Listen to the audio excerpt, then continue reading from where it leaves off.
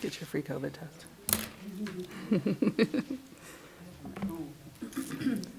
Everybody ready? You ready? Guys all ready? Welcome, everybody. It's good to see the crowd here tonight. I'm going to go ahead and call this meeting to order, dated Tuesday, February 15th, 2022. It is now 6:30. Roll call, please.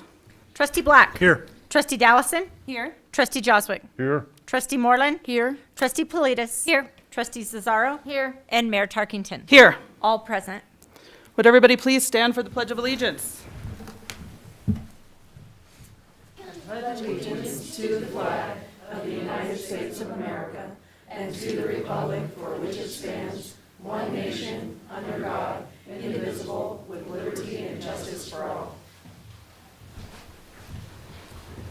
At this time, I'd like to turn the meeting over to Marshall McIntyre.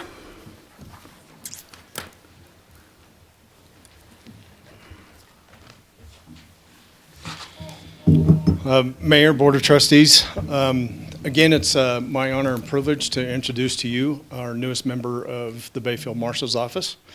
This is Deputy Matthew Williams.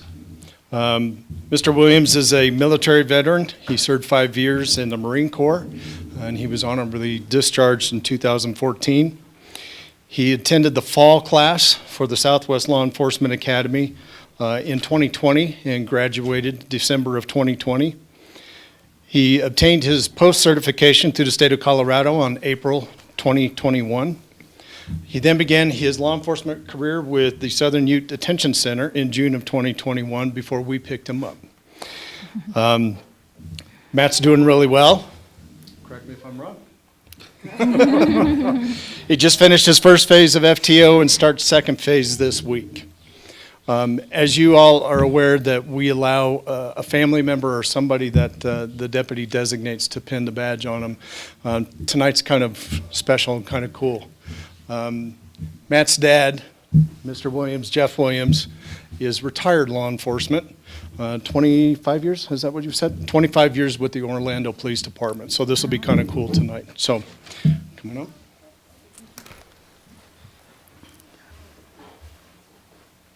All right, raise your right hand. I state your name. I, Matthew Williams, Swear that I will support the Constitution of the United States swear that I will support the Constitution of the United States and that I will be faithful and that I will be faithful and bear true allegiance and bear true allegiance to the state of Colorado to the state of Colorado and support the Constitution and support the Constitution and laws thereof, and laws thereof, and that I will, and that I will, to the best of my skill and judgment, to the best of my skill and judgment, diligently and faithfully, diligently and faithfully, without partiality or prejudice, without partiality or prejudice, execute the office of Bayfield Deputy Marshal execute the office of Bayfield Deputy Marshal according to the Constitution, according to the Constitution, laws of this state, laws of this state, and town ordinances. and town ordinances. Congratulations. Mr. Williams.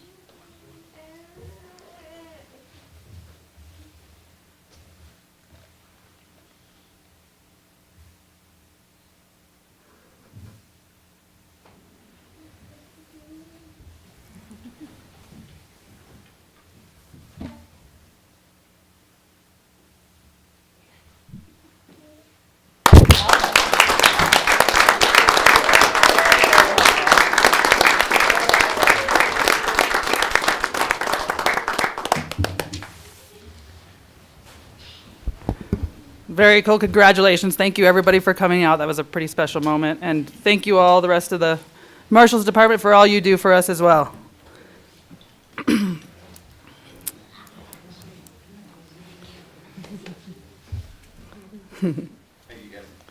Thank you. Congratulations. Congratulations.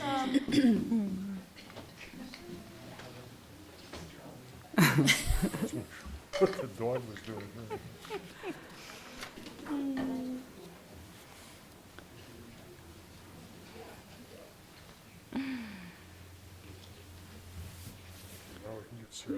Get that door.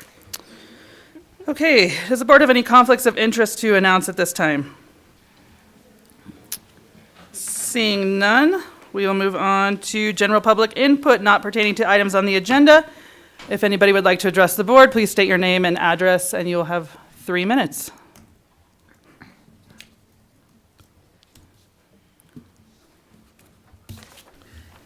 My name is Lori Lazeri. I live in Bayfield near Cinnamon Heights.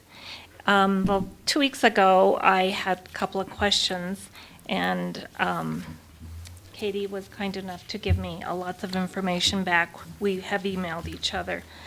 But the main question that has not been answered really is with Cinnamon Heights and the deed restriction, and everything is just not pinned down as far as what the price will be. Of course, we don't even know when we're going to start building, I guess. And what kind of pricing will be that with the way that the price of materials and the availability of contractors right now, it's going to be extremely expensive. And if we want to call it workforce housing, I don't really know whenever this happens, what is that number going to be? There's got to be some sort of number that we call workforce housing. If all the costs that we incur go beyond that, I still don't know who's going to pay for it. And right now, with what I got from Katie, in one of her parts, it's called Section B, that the plan is to sell each lot for $17,600 or 30 for $528,000. Well, the money for Cinnamon Heights that was moved from the sewer fund was $1 million. I believe, I can't remember, it was right around $700,000 or $750,000 is what the sales price of both sides of that street were. So we've already lost money there. I just have all these questions about how is this going to be recouped. It says here, although the town has the ability to sit on the project, and I don't know how long that would be, the rebuilding of Regional House Alliance, which I'm not sure what that has to do with it, housing focused by the Alliance and Region 9's housing priority will aid in building resources. I don't understand any of that. What building resources? I'm just very confused, and I think that we need to shed light to the entire town of Bayfield is what they might be on the hook for, and how will it be billed to them? Is it just increase the water rates and the sewer rates? Again, it just seems illegal. What are you referencing? An email from Katie. Okay. So we had a really good work session on this, explaining all of that, and I know Katie has reached out to you to have us sit down. I think that's what needs to happen. I would love to get you in a room and sit you down, and we can kind of go over this. But I do want the whole town to see. We can publish all of that out there. Like So we do will you with your have a answers. dollar figure? We're still working all that out.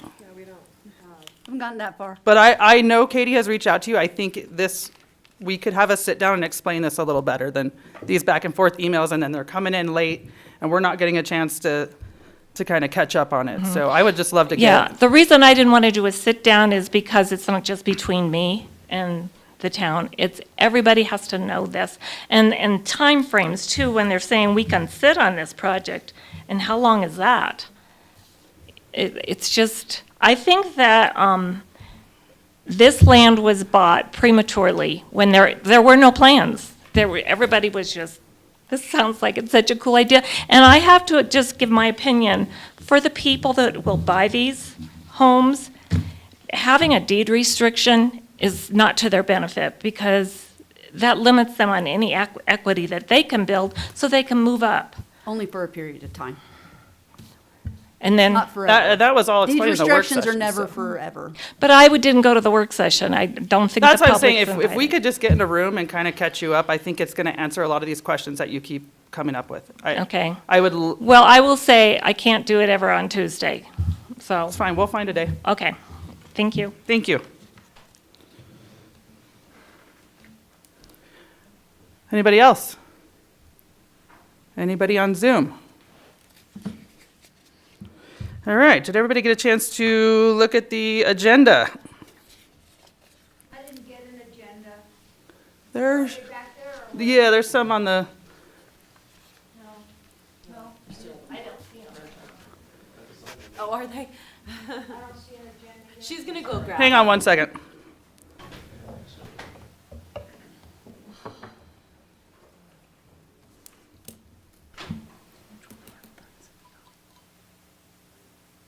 While we're waiting for that, can we Yeah. move on the Yeah. agenda? We can. Did you all get a chance to review the agenda? We will get the audience caught up. Yes. Ms. Mayor, I would like to make a motion to approve the agenda tonight as presented. Second. All right, we have a motion and a second. Any further discussion? Roll call. Trustee Black. Yes. Trustee Dallison. Yes. Trustee Joswick. Yes. Trustee Moreland. Yes. Trustee Politis. Yes. Trustee Cesaro. Yes. And Mayor Tarkington. Yes. All in favor. All right, did everybody get a chance to look at the minutes from February 1st, 2022? Madam Mayor, I'd like to make a motion that we approve the minutes dated February 1st, 2022. Second? All right. Roll call, please. Trustee Black. Yes. Trustee Dallison. Yes. Trustee Joswick. Yes. Trustee Moreland. Yes. Trustee Politis. Yes. Trustee Cesaro. Yes. And Mayor Tarkington. Yes. All in favor. All right, moving on to our department reports. Becky, Parks and Rec. Do you have- No updates. No updates? Does the board have any questions for Becky? Got off the hook.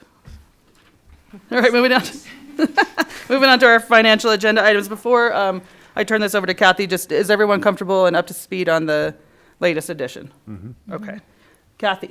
Okay. So at the end of January, only 8% of the year had lapsed. And at this point, all the funds look to be on track. In the general fund, we won't see property tax deposits until the month of February through probably June. We'll start seeing those deposits. In the water fund, you'll see that we have paid PRID, our annual dues. We pay that once a year, and that's already been done. In the Conservation Trust Fund, you'll see that we haven't made a deposit yet for lottery funds. Those are done quarterly, so we won't see our first deposit until March. In the garbage fund, you don't see any expenses yet because we have not received a bill from GFL for January services. Let's see. In the street fund, you'll see revenue for the natural gas franchise fee. This also is received annually, and we receive it in January for the prior year. So you'll see those funds be adjusted back to 2021. And finally, the building reserve title towards the end there of the financial statements, that title has been changed to Housing Development Fund, along with the subcategories changed to revenue and expenditures. So you'll see that in the future.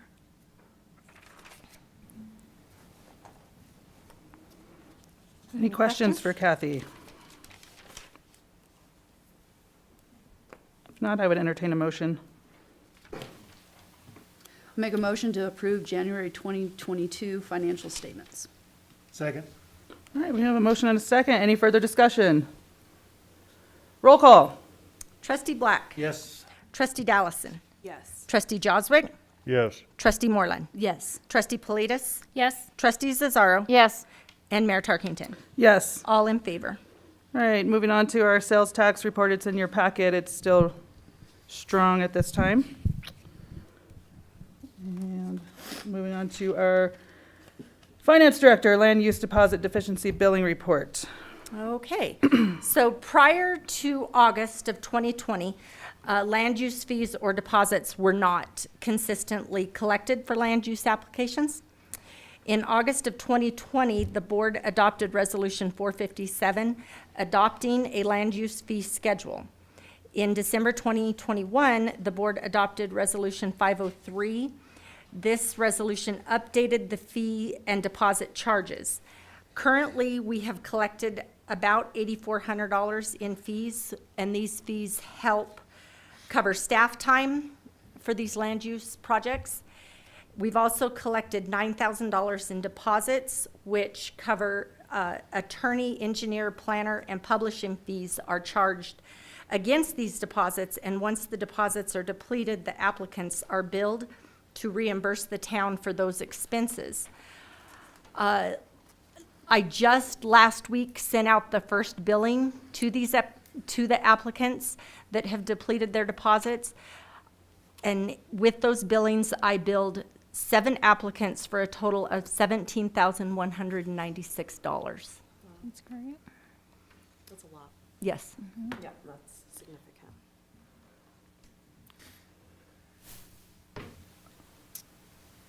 Cool. All right, thanks for the update. Any questions, comments from the board?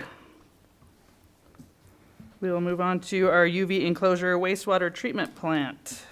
So I will let Public Works, Jeremy Schultz, basically provide information on that. There is a memo in your packet as well. Hello. I guess what I have before you is a purchase request for capital expenditure from the sewer fund. It's a UV enclosure. At the sewer treatment plant, we use ultraviolet disinfection for our effluent that goes out, and currently it's covered by an awning, but it's still open on all 3 sides to the elements. And so what we're hoping to do is get that enclosed and then prolong the lifespan of some of that equipment and some of the controls out there. So we received 3 bids for this work, and it looks like CPC Construction came in under the budgeted amount, and we would like your approval to award this project to them. And we did budget 29,000 for this. Well, it's nice that it came in less. Yeah. Any questions? Madam Mayor, I would move that we approve $27,997 for the UV enclosure, and that money's to come from the sewer fund. Second. All right, we have a motion and a second. Any further discussion? Roll call. Trustee Black. Yes. Trustee Dallison. Yes. Trustee Joswick. Yes. Trustee Moreland. Yes. Trustee Politis. Yes. Trustee Cesaro. Yes. And Mayor Tarkington. Yes. All in favor. All right, moving on to the Boulder County Marshal Fire Relief. So last year, we were going to collecting stuff, all kinds of water and toys and Christmas gifts and tubs, all kinds of things for Mayfield, Kentucky. The fire district and the town split the cost of freight, and it's just a little over $300 on the towns, and so it was about $600. So anyway, just as information, you budgeted about, we asked for about $1,500 to $2,000. We did not send somebody. Instead, it went over the ground by a national carrier to Mayfield, Kentucky. So anyway, I just wanted to make sure you're aware of that. Obviously, Boulder County is also looking for contributions. I'm not asking for that. I just want to make sure that you're aware of that. Does anybody have any strong thoughts on that? Yeah, I think if we can do it for Mayfield, Kentucky, we could do it for Boulder County. I agree. And I know that there is a couple of different funds that are set up specifically to address that. And well, I think that we should have Katie look into that and make certain that give at least $300 towards that, since that's what we're gonna budget here, or spend here. But I think what we talked about spending upwards of $2,000, but really, when you think of the need in Louisville, it's far greater than $2,000. And if our community can help even in a little way, let's please do it. So we can do a little research tomorrow and just kind of. Well, I actually researched that. Okay. There's the Boulder County website for the Boulder, it's not the Boulder Community Fund, it's just kind of like the community funds we have here locally around the state of Colorado, and it's definitely a valid collection, or they would collect it and send it on to the people versus admin or whatever, so. Right. Do you want to decide a dollar amount tonight and give that direction, since there is a place to send it? What's your thoughts Yeah. on? I'd be all right with a couple $1,000s myself, if the rest of the board is. And I mean, we're pretty flush with sales tax money. A little bit shared goes a long ways and is a nice statement of kinship. I'm with David. If we did 1,500, I think we still fall under that amount that we allocated. Would you guys be okay with? Yeah, I like that. 1,500. I'm okay with that. Sure. Okay. And Katie, do you need a vote or just direction on that? Well, you already voted we already to approved it, contribute so money. I just wanted, I did we're not just- want to do it without Okay. the discussion by the Board of Okay. Trustees. Thank you, everyone, on that. All right, at this time, I'm going to go ahead and close the regular meeting and open the public hearing. Keep in mind, we do have 2 public hearings tonight. We will have a staff presentation. We will have an applicant presentation. We will have time for public input, and then we will have time for staff and the applicant to answer those questions. And I'm going to turn this over to Nicole. So, good evening, Madam Mayor, members of the board. Nicole Killian, I'm your new Community Development Director, so very excited to be here. I'll be covering both public hearings tonight, and applicants. We have 1 present or 2 present, and then also on Zoom. So the first item is the Mustang Crossing. This is a sketch plan. So Mustang Crossing was annexed into the town of Bayfield in October, or actually in January of 2022 is when it was finalized. And so now they are in front of the Board of Trustees for their sketch plan. Mustang Crossing is located just south of the Clover Meadows Phase 7 and just east of Mesa Meadows subdivision. I'm trying to run my mouse from here, see if that works. So I just wanted to take you through the planning process because I know there's a lot of confusion on where they're at with the process. So right now, they are at the sketch plan. The comprehensive plan amendment was in October of 2021, both at Planning Commission and Board of Trustees. And then the site was annexed into the town of Bayfield in January. So now they're at sketch plan. They just went to Planning Commission last Tuesday. Then the next phase is the preliminary plan, and that's where we get into more of the detail of the engineering and site work. And then the final plan stage just comes before the board, and that's to get the final plat approved so that that can be recorded for the subdivision. And just a little bit on the sketch plan versus preliminary plan, because again, as you see in the comments that were attached to the staff packet, some of the public were asking for information that they're not quite at that phase yet. And so sketch plan is really a conceptual and feasibility analysis of the site. They look at the legal ability to obtain water and sewer, any known geologic hazards or environmental sensitive areas, and then we review them if they're in conformance with the comprehensive plan, which they should be because they just amended that, as well as the land use code conformance. And we do route that out to our local agencies for their review as well. The preliminary plan, again, is going to get to where it's going to become more of a technical review of the project. So traffic impact report, water and sewer analysis, utility plan. So that's when they start designing the site to show us where water and sewer pipes are going to be located. They will provide a geotechnical report. As you'd see, there have been some comments about the soils based on the state geologic survey, initial survey of the soils, and the geotech report will actually provide more analysis on the soils as well as any mitigation measures that are needed in order to put in foundations. So that'll all come out of that. Landscape plans, lighting plans, and any environmental and floodplain reports that are necessary. So that's the next phase, and they're currently working on that. Again, this is their conceptual sketch plan. This is not their final plan. We still are working with them. Staff already has some comments on it, and it'll be refined at that next level when they do their preliminary plan. And then I also included possible motions for you all. Alternative motion A is to approve it with some findings and conditions. And then there's option B to deny it and with some specific findings as to why the denial is occurring. And then option C would be to continue it with some direction to staff and the applicant. So I'm going to go back because I know there are some members of the public that may be interested in speaking. And right now, if you have any questions of staff, I can answer those right now. when might we see traffic studies?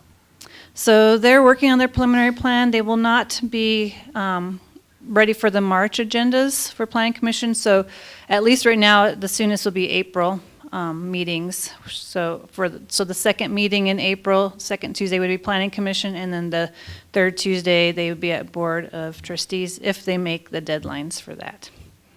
They did not make the March deadlines.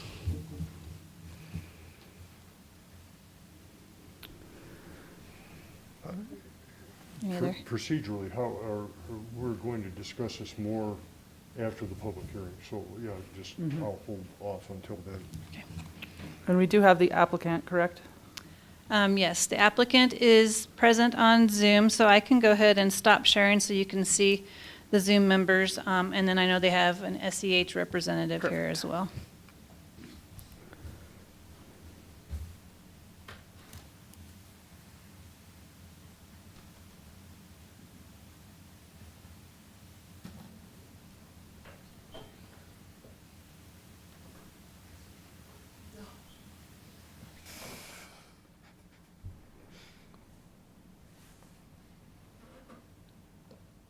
Sorry, I can't stop the share.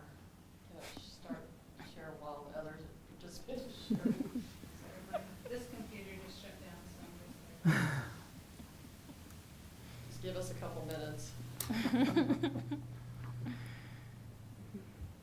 I know mine did an update. No, today. no. Yeah, mine's pending. Wait on. Okay, applicant, we're just restarting the computer just so that,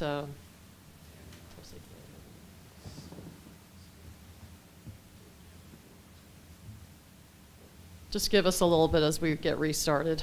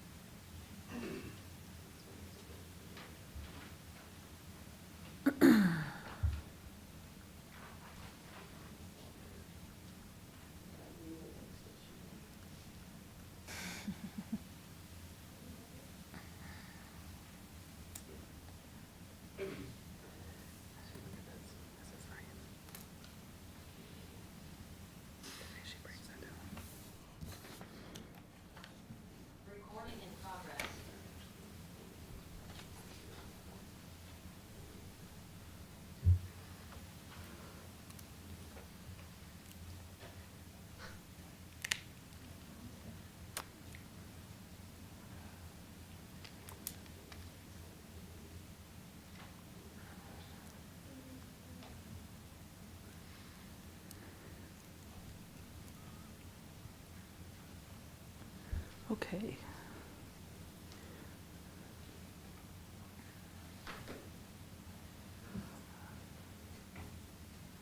Glenn, if you would.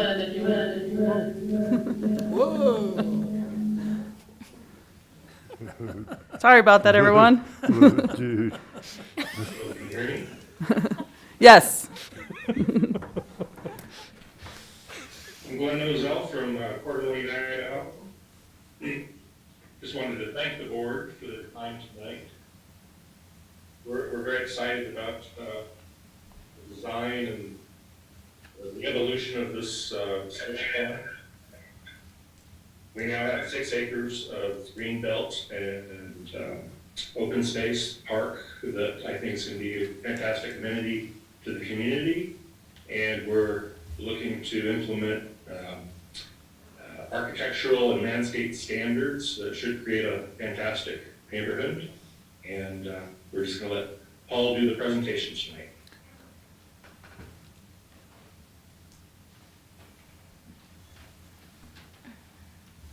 Hi, everybody. Paul O'Neill, SEH in Durango, Colorado. Don't have much of a presentation. I think Nicole covered everything, and everything's included in your packet at this point. We're proposing 85 lots on the 35 acres. As Glenn mentioned, there's approximately 6 acres of park and greenbelt open space surrounding the exterior of the development. That'll be used for trails as well as some detention and drainage features. I know there was a question about the traffic study.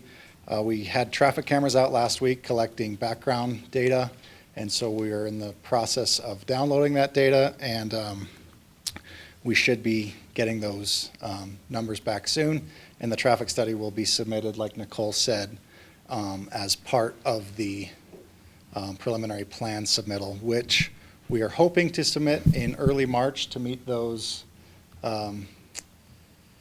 April agenda meetings, but that's still to be determined. But that's our goal. Any questions? Did Mr. Moselle say, did he say 6 acres? Yes. So that includes the exterior trails and pocket parks, that's not any additional? Correct. Yep. And one area for a detention pond that will be. The detention mixed use? Detention, yeah, exactly. Yeah. Yep. Also, a small easement and open space for the irrigation ditch piping. That will be landscaped and probably a little connector trail along it. Right.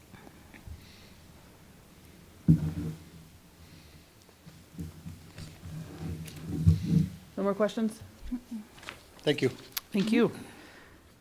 All right, we'll invite members of the public to address the board with any public comment.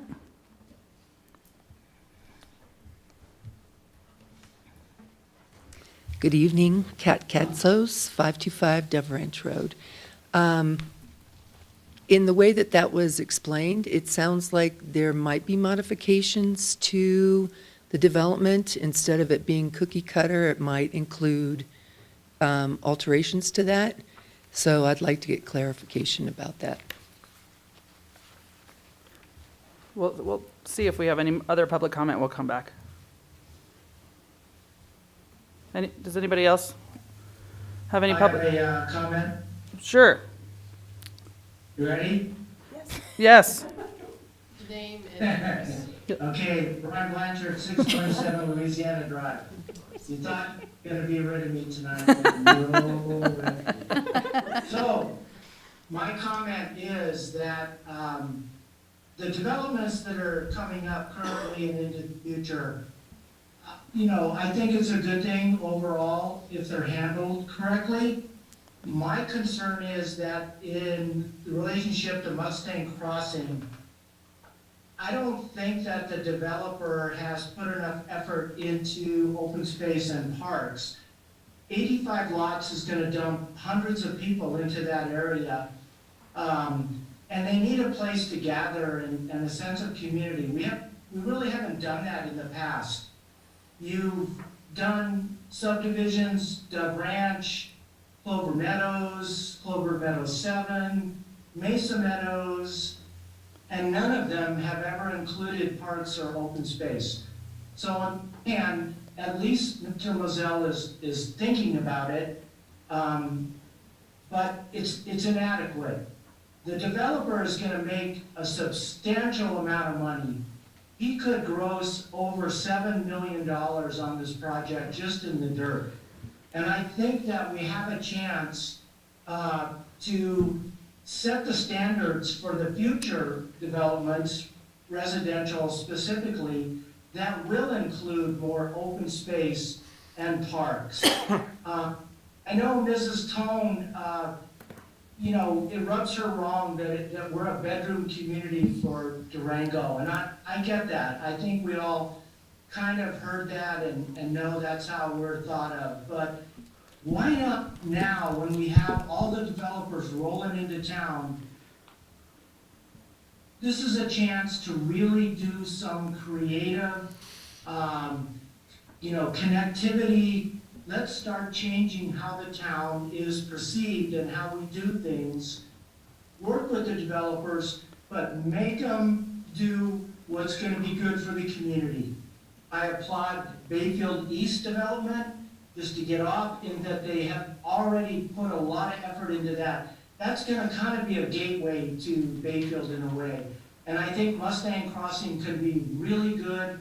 I think you need to do option C, and that is to give him direction on what's really gonna be good for the community. He'll still make a lot of money, but let's have him step up and, as he says, raise the bar. Thank you all. Thank you. Anybody else with public comment?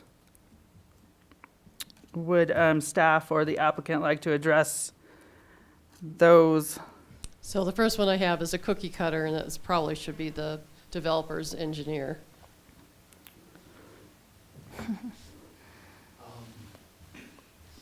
I'll try. I'm not sure what the question is referring to as far as cookie cutter. Are you referring to the homes kind of all being track homes, all the same? I don't think that's the intent. The intent is to have architectural standards that raise the requirement for different styles of homes. I'm not referencing the architecture. Okay. You guys aren't going to be doing architecture. No. Well, You're just, not, you're just yes, dividing up the land. correct. It sounded like Mr. Mazzell was sort of insinuating that it was going to have some new development design. That there was some modification to modifications. what was discussed last week. And it was presented by Mr. Blanchard last week, different, better designs that took it out of just stacking in houses, but made foot traffic flow through the development and then connect to other developments. So it enhances the development and not just stacking them in. So I think the answer to that is it's going to follow the layout that's proposed fairly closely. We're going to have the loop roads. The connectivity will be on the sidewalks and the exterior greenbelt trail. There's also future connections to neighboring properties if those properties develop in the future, similar to Clover Meadows and Mesa Meadows having those stubs to undeveloped land. But we aren't looking at doing a cluster development or anything like that. We are doing kind of a traditional neighborhood with minimum 10,000 square foot lots in a grid pattern.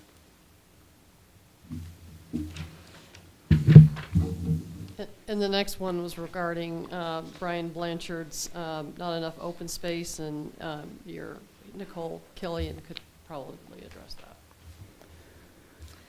And so right now, our land use code does not have a requirement for parks. And so this property, which is different than the Bayfield East. Bayfield East is coming in as a planned unit development. And a planned unit development isn't asking to do something different than straight zoning out of the code, and therefore we negotiate design standards for planned unit developments. This property is coming in as straight zoning, R10.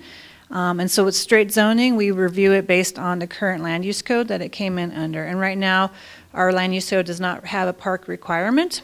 Hopefully in the future, we'll be looking at those requirements, but right now, we have to review them based on the current code. And so them adding the open space in the trail is the developer trying to listen to the community and provide some of those amenities, but it is not a code requirement as of right now.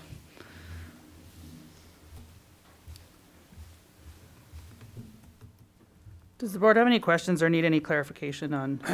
I want an average width of the green space that's shown around the entirety of the project and what the proposed width of the trail is.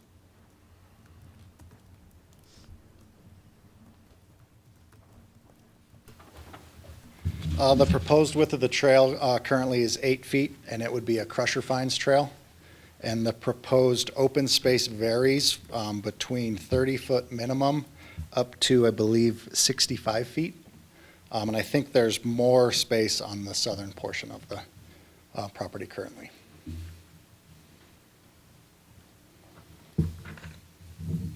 That answer that for you? Yeah, for the moment. All right, if the board has no further questions or clarification, We will move on to our next public hearing, the 2021-12 Bayfield East Comprehensive Plan Amendment.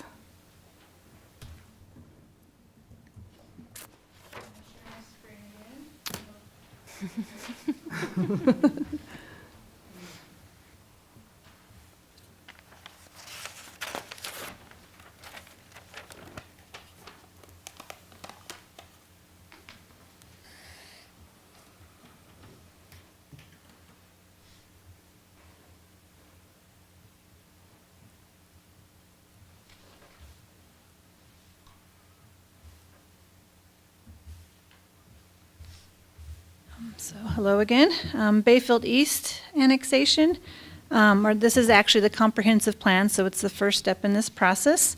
But Bayfield East is located on the east side of Bayfield, north of Highway 160. It is, they're proposing to annex 4 different properties into the city, but only the 2 with stars are in front of you tonight for a comp plan amendment process. Currently, the comprehensive plan, and actually, let me take a step back, and I'll go through the process on this one too. So currently, the process there in the comprehensive plan amendment, so they're really at the first stage of this process. The next stage is the annexation and initial zoning, and right now they are going to be on the March 8th and 15th meetings for that. And then they do have to go through the sketch plan, preliminary plan, and final plan process as well as part of their plan unit development. So they still have quite a ways in their process. So what they're asking for tonight is just, again, those 2 lower parcels, changing the comprehensive plan. Currently, they have general commercial, which is the red, employment and light industrial, which is the light purple, and then high-density residential, which is the brown beige color. Maybe we'll call that Bayfield beige. And then they're proposed to reduce their general commercial area just along the highway. They want to eliminate that employment light industrial land use. They want to increase their high-density residential, and just a note, the second parcel, you see some of that lighter yellow color, but that's still proposed to be a higher density designation. It's just going to be on the lower level of that high-density designation. And then they want to add a mixed-use component, which is usually a mix of some sort of retail or office with a residential component. So that's the proposal in front of you tonight, is to change the comprehensive plan. Again, I did outline some possible motions. So motion A would be to approve it with some findings and conditions. I did want to point out that we've been in communication with the Los Pinos Ditch Company, and at the Planning Commission, they asked to amend the condition. So the condition that you see in your packet is the amended condition from the Planning Commission meeting. So they as well as the applicants are all in agreement on that condition. And then you also have the possible motion B to deny with some specific findings, and then a possible motion C to continue with direction to the applicant or staff. And again, I'm going to stop screen sharing, but if you have any questions of staff right now, I can answer those. All right, seeing none.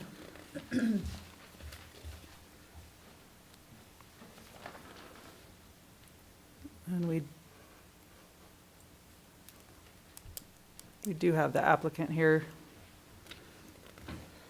We'll go ahead and try to get everybody back up on there.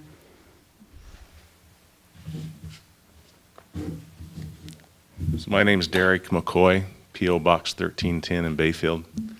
I'm here as a representative for the landowners. I'm their consultant. But Philip Renhack is with SEH, the engineering firm, and if you have any technical type questions about this process, he can answer those for you. I want to thank Nicole for putting this together. She's done a great job, and this is kind of just the beginning of the process. But we had to address the comp plan, which was a future land use plan, really, in regards to our changes to what it is we think the market will bear and what might be the best use for that property. So tonight we're asking that you just consider the slight comp plan amendment, and then we look forward to moving on to sketch plan and talking about the details of the project in more depth for sure. So any questions you might have of me, I can answer those. How Yeah, I many have lots is? a Sorry. question. They had, it was noted that there was a reduction in the commercial acreage. Yeah. Which I think, commercial, to me, is really a critical component of any kind of new development that we're having, especially in that area. Are they pretty much committed to not reducing that anymore? Well, we think that a lot of the layout has been done based on the topography, as well as market conditions and the need for housing in Bayfield, especially affordable housing. The commercial that we do have in there, we think we've kind of consolidated that or condensed it more to make it more efficient. But at the same time, we know that the town relies on sales tax revenue, and obviously there's demand for that here too. So while we did shrink it a little bit, we think that what we really did shrink was that light industrial part of the project more so than the commercial. Okay. And we tried to condense the commercial where it'll be, more dollars per square foot, if you will. And then we can move on to the sketch plan that you have in front of you, leaving those trails open and working to make the residential hopefully more efficient as well. Thank you. So I have a question, because it doesn't really tell us how many units you really do plan in that area. And I see that it's, split up by, your single family and duplex versus your higher density multifamily places. But I'm curious, in the, single family duplex usage, you estimate 8.5 residential units per acre, but how many acres is it? Well, the entire Not the entire piece, but because you're splitting them up. Yeah. Just for the part that's 8.5. If you look at the sketch plan that you have in your packet, Mhm. the number of units, it's a rough estimate, honestly, because we have to work together to Right. move on step I'm by okay step with through the rough. process. I just Yeah. want to count each one. So it talks about single-family lots across the whole project at 318 single-family lots. And there's a legend on your map there. And I can't read it, it's too, it's, you blow it up and it gets Oh, okay. blurry. Yeah, it does. well, it is, so I can run that down for you, but we can obviously get this sketch plan to you. But we broke down the single-family lots to what we think might be in the range of 318. But we know that phasing is going to be super important here as far as our market goes, as far as the feasibility of the project, as far as connectivity with streets, all of those things. So we have a phasing plan that we've also showed to staff. I don't know at what point that'll come up in the process, and Nicole might be able to tell you that. But rough estimates are the 153 acres might support 318 total single-family lots, 135,000 square feet of townhome land, and of course we'll have to work within the town's code as far as number of units per square foot. Multifamily, our engineers, and maybe Philip can break this down for you better if I can't answer your questions. 175,000 square feet of land area. General commercial, 245,000 square feet of land area.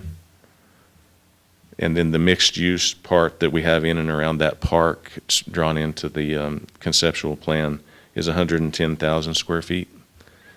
And one of the principles in the project is in the grocery business. And so we have sketched in his particular use for part of that property. Hopefully we can bring maybe a grocery store to Bayfield. And so the grocery and hotel site, which are separate on the plan, combined grocery is 110,000 square feet of land area, and the hotel site that we have planned in there is for 100,000 square foot of land area. So basically an acre of land is 43,560 square feet. But if you want it broken down in acres, we can Oh, I can. we can certainly do that and get an email out to you guys. No, I just was wanting an estimate of how many houses we were talking about here. Yeah. The topography of the property is unique, but we've done a lot of work around that topography to understand drainage, to understand hopefully the geology a little bit. All of that's going to have to come forward in the sketch plan process, just like you got done talking about Mustang. And so just know that that conceptual drawing that you're looking at is way early in the process, but we have about 3 years worth of work in that conceptual plan so far to get to this point.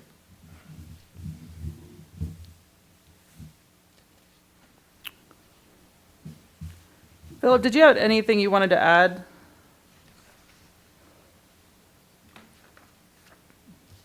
You there, Philip? Yeah, sorry. Yeah, I was just gonna add to what Derek said, on the multifamily. I think we were estimating about 200, multifamily houses on those properties. So, sorry, Philip Remack, 409 Chicken French Road in Durango. Thank you. Does the board have any other questions or? Okay. At this time, we can open it up for public input, and we'll give Okay, you all thank a you. chance to answer those questions. If anybody from the public would like to address the board, go ahead and step up to the microphone, state your name and address, please. My name is Heidi Hawley.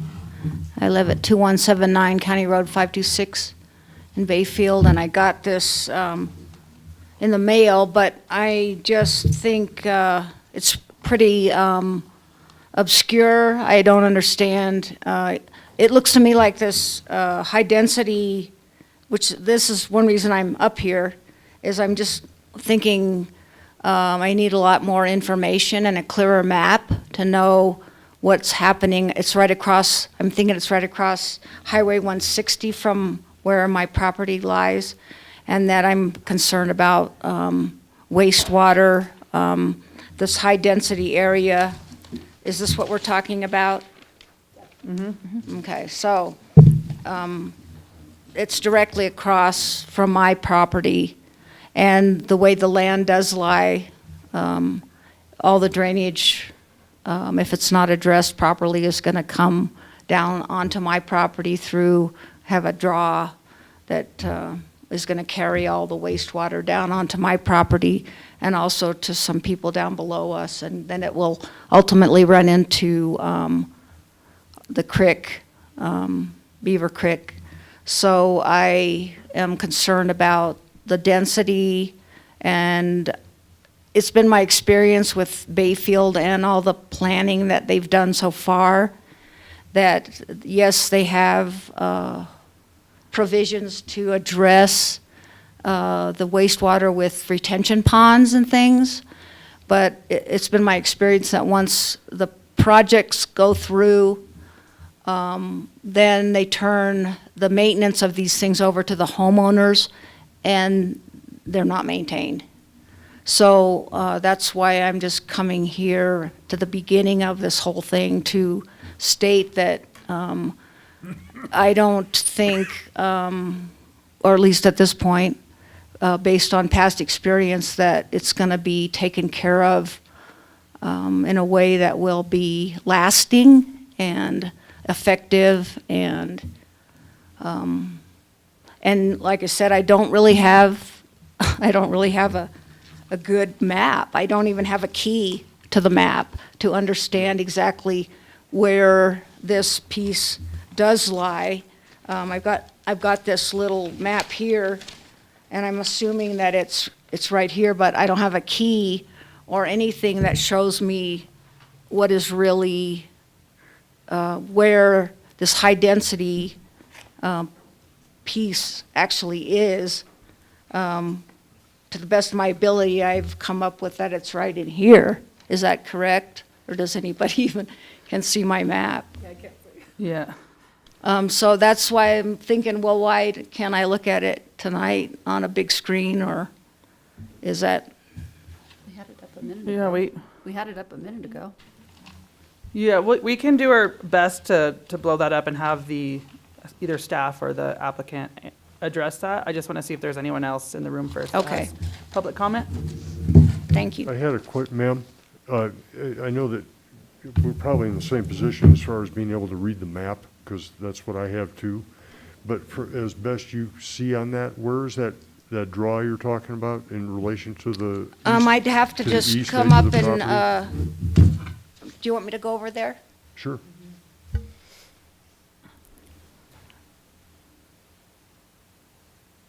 this is Sunrise Estates right here. Right. And this is my property here, and the draw is right here. It comes right down through here. Did I do that? No. So anyway, that's the issue, is like, you know, what is gonna happen later on after all these people move in, and there's, I think I see some, I'm not sure if, because it's so small, but anyway, I'm thinking they have a retention pond, like maybe here and here. But all this land slopes right down, comes right down like this. And so whatever happens, unless the city takes all this wastewater and somehow does something with it, like puts it through their sewer system or something, it's gonna come down on me. Not just me, but, the rest of the people that live right down in here. So that's my concern. So can I just get a clarification from you, Heidi? Sunrise Estates, was that the stormwater issue that property faced quite a few years ago? Yeah, that's one of them, Because they don't, they have a retention pond here, and they were gonna put one in here, but they didn't do that, okay? So this is the only one, it's right in here. And the thing, it does, I mean, we have clay soil, so it erodes, and yeah, this pond that's in here, I mean, sometimes it's only, you know, this deep. And so the water runs in there, and nothing settles. It runs in, it runs out. And, you know, it doesn't do, there's no retention or holding or no allowance for settling out. That's what I'm concerned about. And this is gonna be a whole lot more, dense and highly populated than, right here, so. And so in the research we did with actually looking for the irrigation water for Sunrise Estates and the villas and Cinnamon Heights, this is one thing that we did run into, that this was an agreement that the town did a lot of improvements. And Kristen, I'm sorry, some of the longer term trustees may remember, they paid for, that's the long agreement about water. So. And we also have, the Schroeder ditch, let's see, it comes along here, and it goes under the highway and crosses right in here too.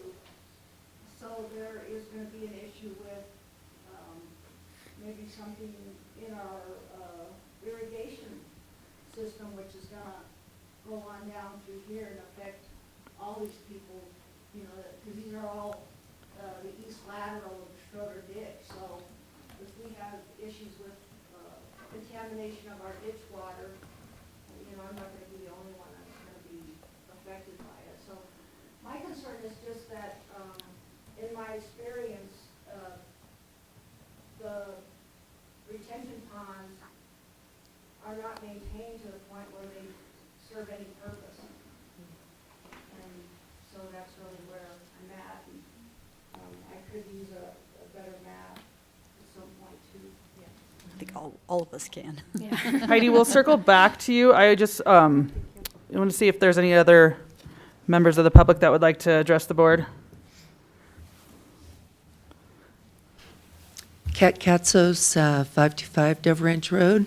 I'm looking through the comprehensive plan amendment with the following referral agencies.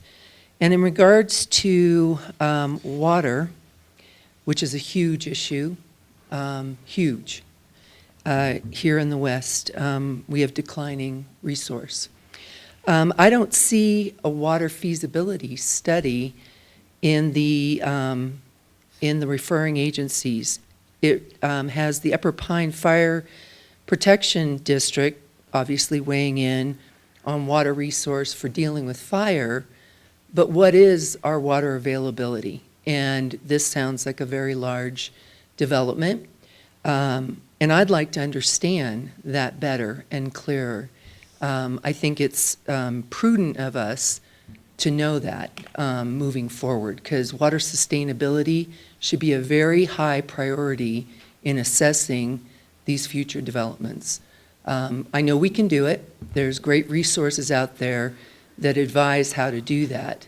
And in fact, I provided a wonderful document to Nicole that is a combined document from the Colorado Land Law Center, and then also from the Western Resource Advocates of how other communities in Colorado and across the country have instituted ways to sustain water. So that's obviously down the road. But do we have the water, adequate water supply for all of these developments, not just this one east annexation? And I'd like the board and the Planning Commission, along with Nicole, to find a way to get much more detailed information so we can act on that appropriately. Thank you.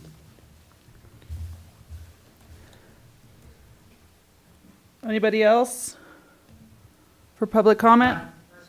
Yeah, I have a question for SEH, probably.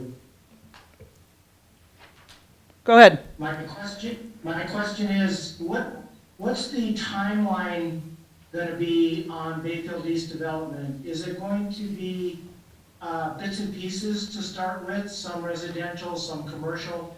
Or will it be all residential to start or all commercial to start? Have they gotten that far in the implementation, the timeline for the development? Thank you. Yep, so as part of the annexation process, we submitted a proposed phasing map. And so anticipate the first phase to be kind of roughly the southern 40 acres, which is the mix of commercial and residential.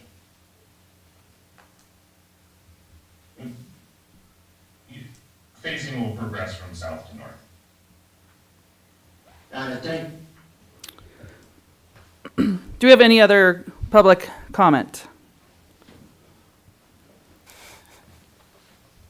Good evening, Madam Mayor. Matt Nyberg, 517 Dove Ranch Road. I think my only comment would be that Dove Ranch already has a drainage issue to the Schroeder Ditch.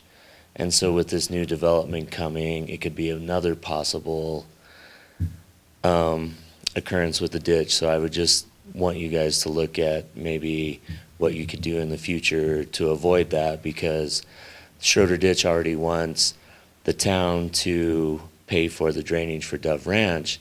And so unless you want to put yourself in that situation again, to this same situation, just be aware of that. And I would just want to bring that up. Thank you. Thank you. Any other public comment? I'd like to circle back to answer some of those questions. We'll start with Heidi's concern.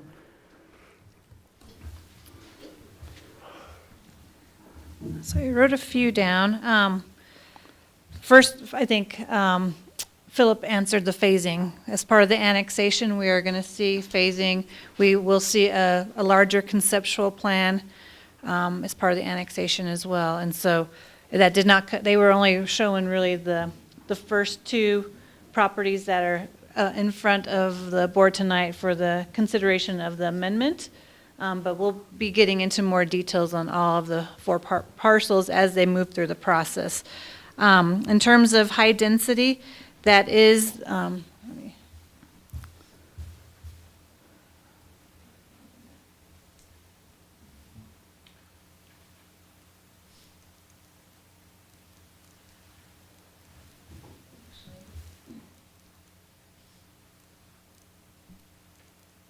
show the larger comp plan, and I'm going to step over there and show where these properties are so you can see what's existing on the city's comp plan. So properties, let's see, right here, property town. This beige area is all right now high density on the city's comprehensive plan. So they're asking to really put some on that first property as well. But right now, the majority of these 4 lots, I would say, is a high density designation. Yeah, I can't really see them, but, I mean.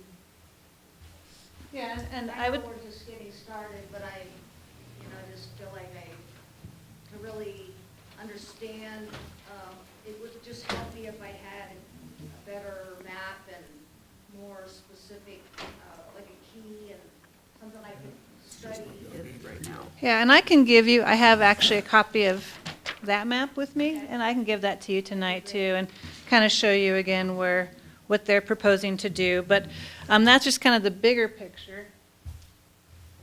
With their, again, they're only proposing to change the lower 2 properties.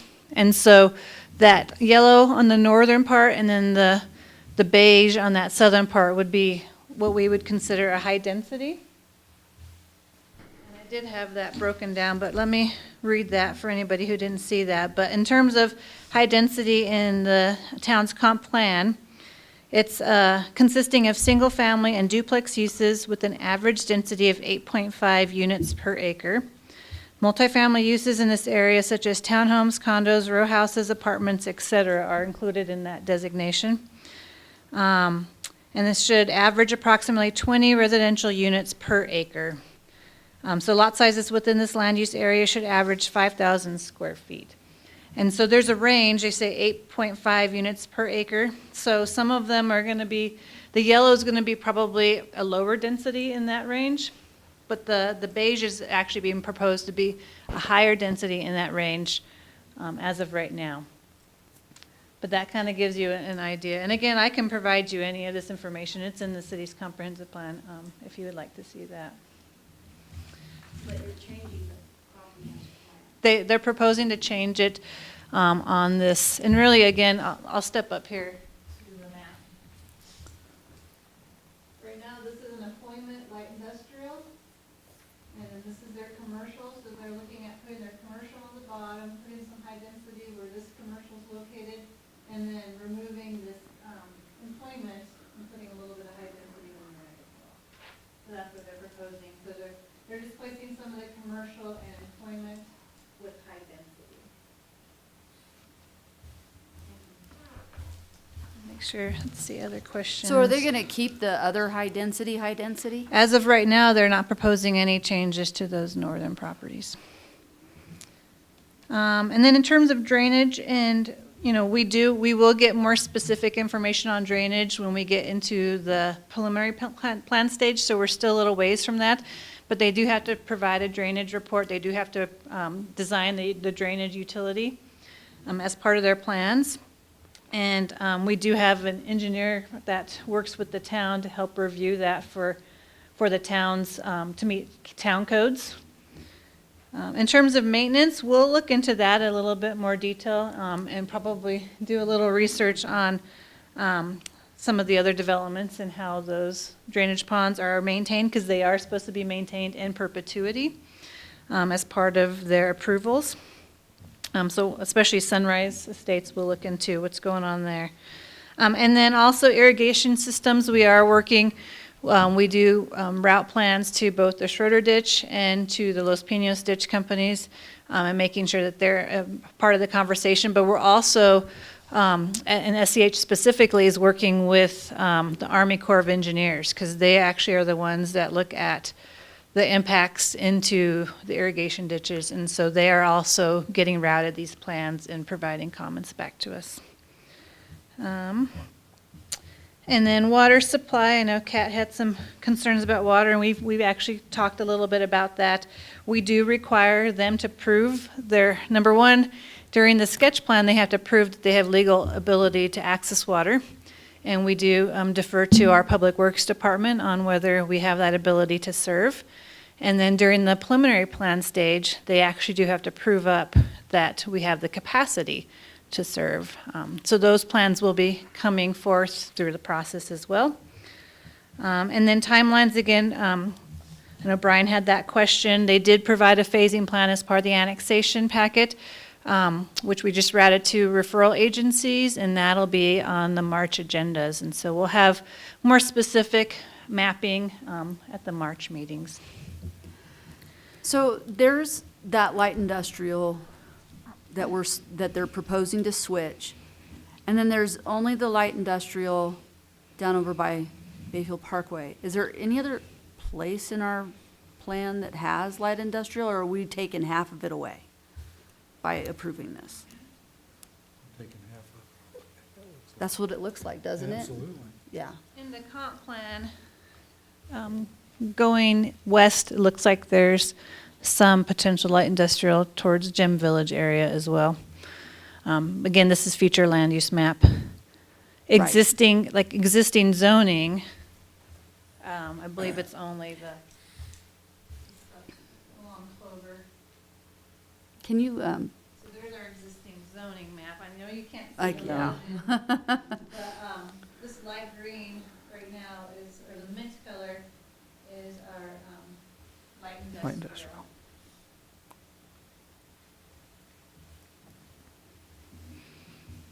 and that's it, But we do have other vacant properties that down the road we could change Well, and the thing is if they there- want to. Yep. within what we show as light industrial there, there's not that much vacant ground. I mean, it's used up.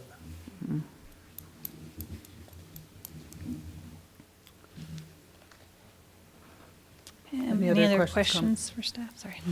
Does the applicant have anything to add to those comments or concerns? Yeah, I think so. Derek McCoy again. So I just want to kind of focus in on the comp plan and how comp plans come to be. When that comp plan was done, you can see it divides any one of those parcels along non-parcel lines. So somewhere along the line, somebody said that would be a great place for some light industrial, or that'd be a great place for some commercial. That's kind of about the amount of thought I think that maybe went into that at the time, other than the whole thing. I'm gonna disagree with you on that, because I was a part of that. Yeah. And when people came and asked what you were gonna designate your property, they asked you what you wanted to have it designated. Yeah, I do think there was input, I So do. there was input, so, Yeah. so if people had a parcel and there was a question about it, they absolutely ask you, because I Yeah. can go back and, because I wanted to make certain that my parcel had a specific designation on it, and I Right. made certain that that occurred. Yeah, I understand what you're saying, Dave, and there was input, but, markets change, Oh, I know market they do. conditions, community needs. Then you start dialing in on the specifics around topography. I'm just saying there's a lot more detail that's come into play since that comp plan was done. Well, actually, ownership's changed too, so. Ownership has changed, And too. that factors into that in a big Yeah. way. And I agree with you, light industrial is one of our big challenges in our marketplace. But so is single-family housing. And I think today there was one house on the MLS in the town limits in Bayfield. So we kind of skewed our picture, our view of the marketplace a little bit more to the residential side, but at the same time, we wanted to make sure that we didn't hurt the commercial side. Josh, you'll be glad to hear that we've had SEH complete the fiscal impact analysis that'll come forward in the future. And they did a lot of research into the tax base, the school district, all of those things. And there's a net positive coming out of that fiscal impact analysis for the commercial that we do have there. And so that'll come forward in another part of the process. I just wanted you to know that. The owners own Los Pinos water. Obviously, that's important to the town, so that'll be part of the picture coming forward.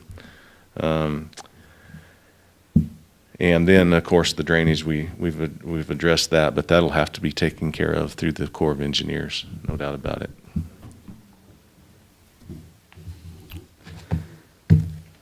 Is it an appropriate time to ask? I'm trying to figure out how you even access the southern part of this without, like, I'm That'll looking come at, like- later as well. Okay. Well, if we're gonna be changing this and I'm seeing, the evening's portrait there, and I'm just trying to understand the traffic that's gonna be getting to the grocery store and the hotel and everything right there on 160. So we'll talk about that in the discussion portion. Okay. Yeah.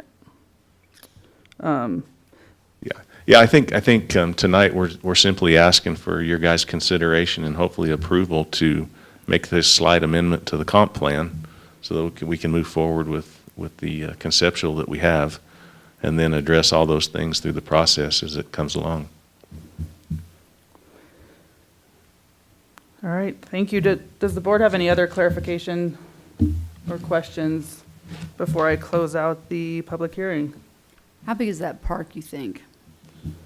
Philip? The town center park? Yeah, I don't recall. I think it was about 150 by 200 feet. Yeah. 3/4. Just kind of that square in the middle. Yeah, and our idea there was not necessarily a park like you see, but more of a community venue that might house, community events or whatnot.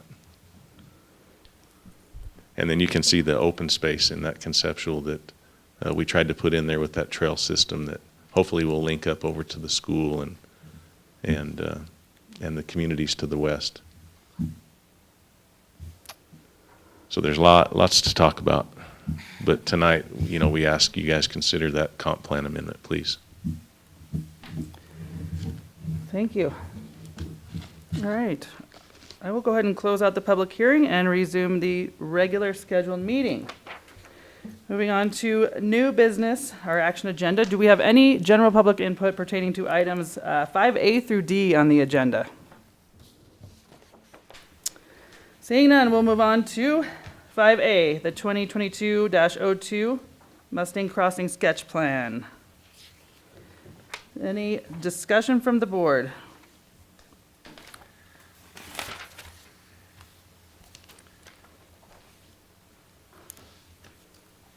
Well, I do have some concerns. I think Mr. Blanchard probably brought up my biggest concern, because as I got to thinking about this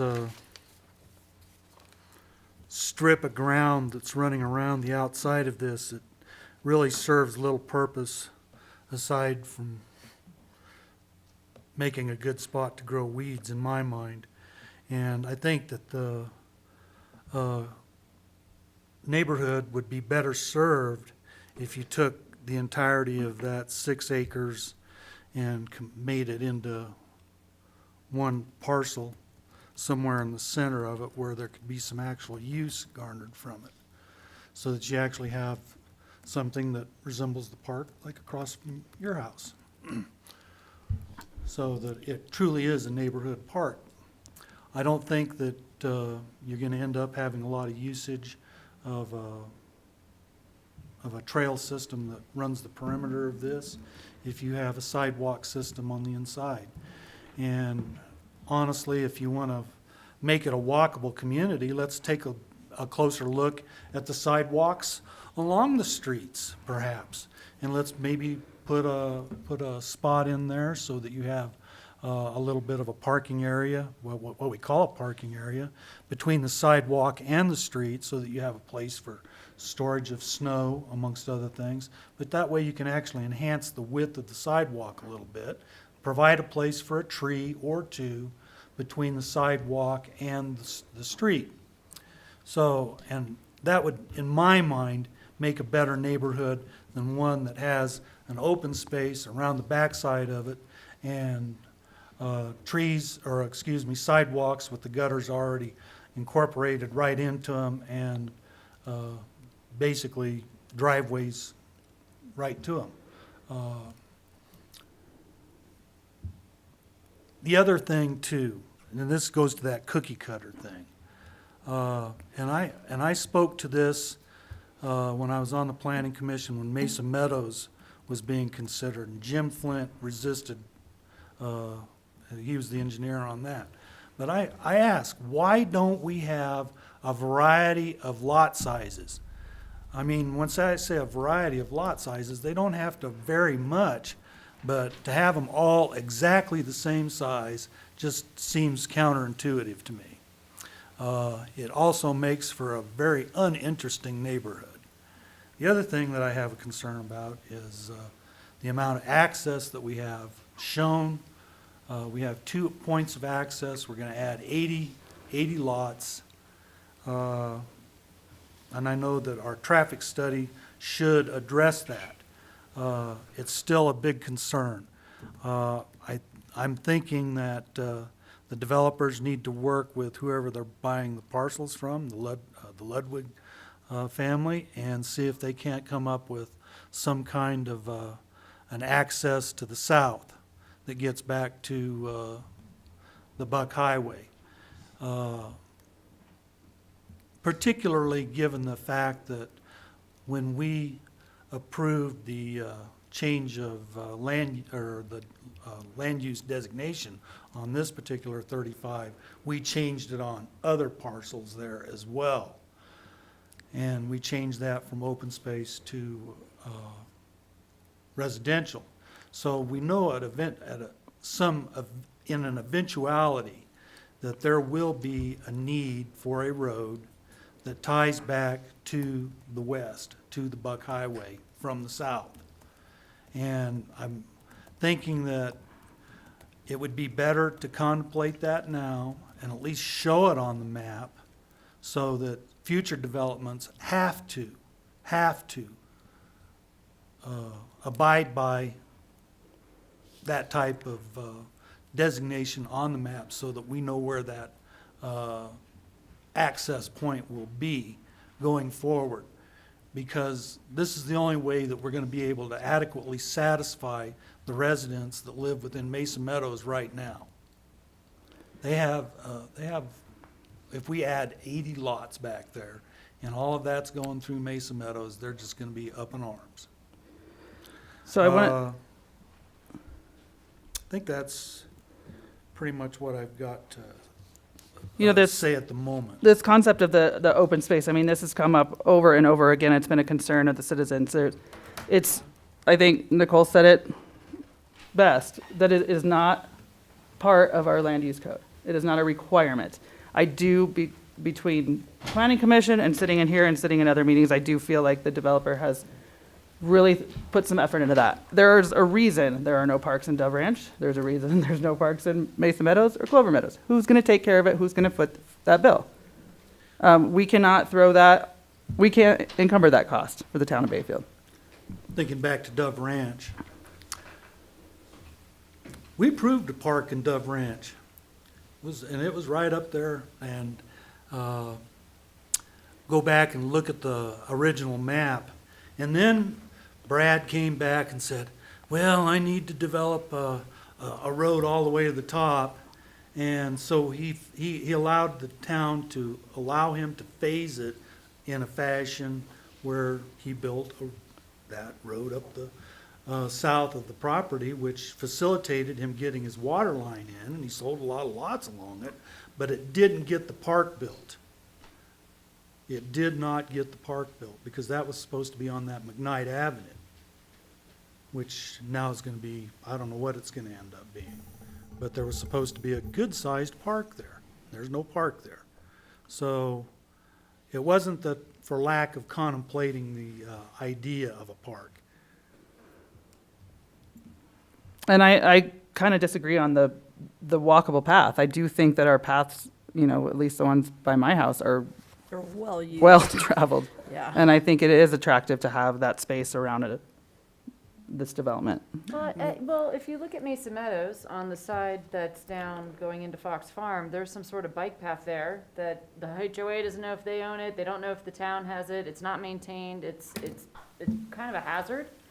And if it's on the HOA, it's not being maintained. So how long does it take for this nice path that's built in to then fall to not being maintained by an HOA if they're the ones who are supposed to be maintaining that path?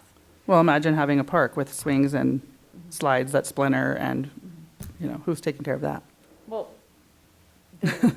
I don't know what's Well, planned to be if in you the really the want- market park, but if there could be more of the park and less of the trail, or more of the trail and less of the park, it just seems like I love the theory. I'm just kind of, why can't we just can they maybe do something that's really great in one or the other instead of having the small, I'm just imagining this small piece of land where everyone's taking their dog to walk and pee. And then having this path that may fall to disrepair, like, could it be one thing that's great versus two things that are a little lesser? Well, I mean, if it was, No. if it was written into our land use code, then we could actually have, we could barter a little more for that. But I I mean, think we should barter more for it. I don't care if it's in there or not. I think we could at least Yeah. express what exactly I mean, I it think is that's that something that we have to go I- from here on out. I, We can't send us back to square one at this point. I understand that, but let me talk here. The whole, I mean, if there is 6 acres being, the applicant is willing to dedicate 6 acres combined, you know, I mean, as part of it being the perimeter walk trail and the pocket park, I think that 6 acres could be better put to use if it were a larger park. I see no, I'm sorry, I don't see any purpose in having a perimeter walkway or whatever it is.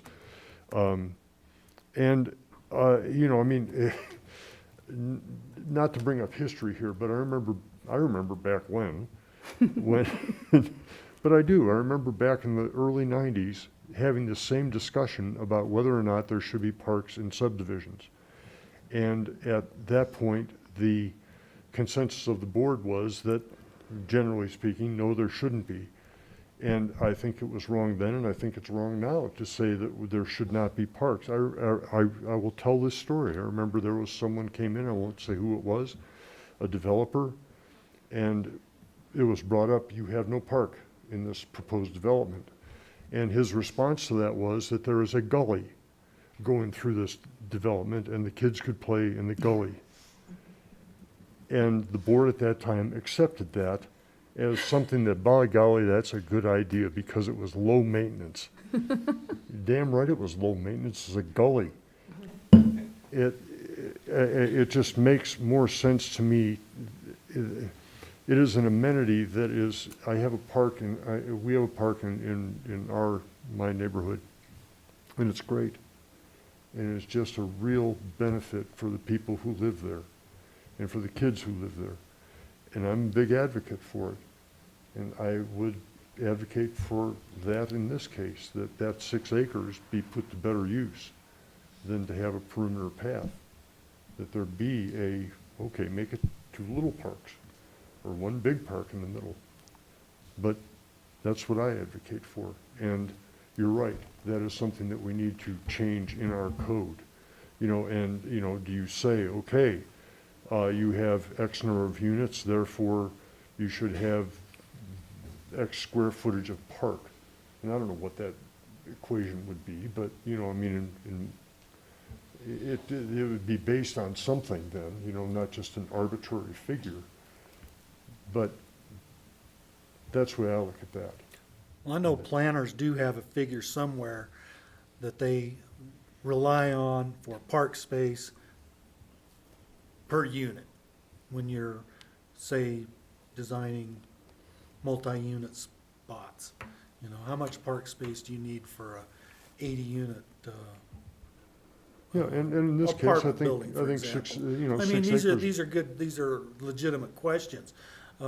Whether it's for an 80-unit apartment building or for an 80-unit development, still park space needs to be one of those things that's given consideration. And I think this makes more sense to have park space in it, given the fact that it's further away from Joe Stevenson Park than some of the other places up here.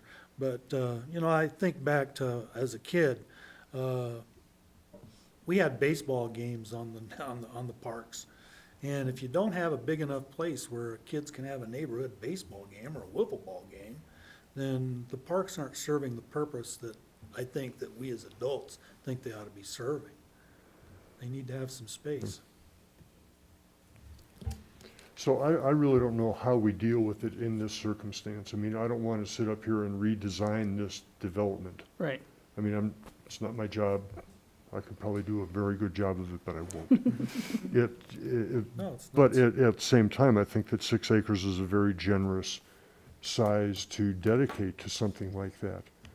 And I just think it would be better served dedicated to something other than just what's being proposed. And I don't know if we can sit, and as long as I have the floor, I'll continue. The points that David raised, I agree with the idea of different size lots, or range. That, to me, makes sense, too. And I don't know how you go about doing it, but I was concerned, as David is, about the flow of traffic. If that is going out one road in Mesa Meadows with no other accesses there, that's a mistake.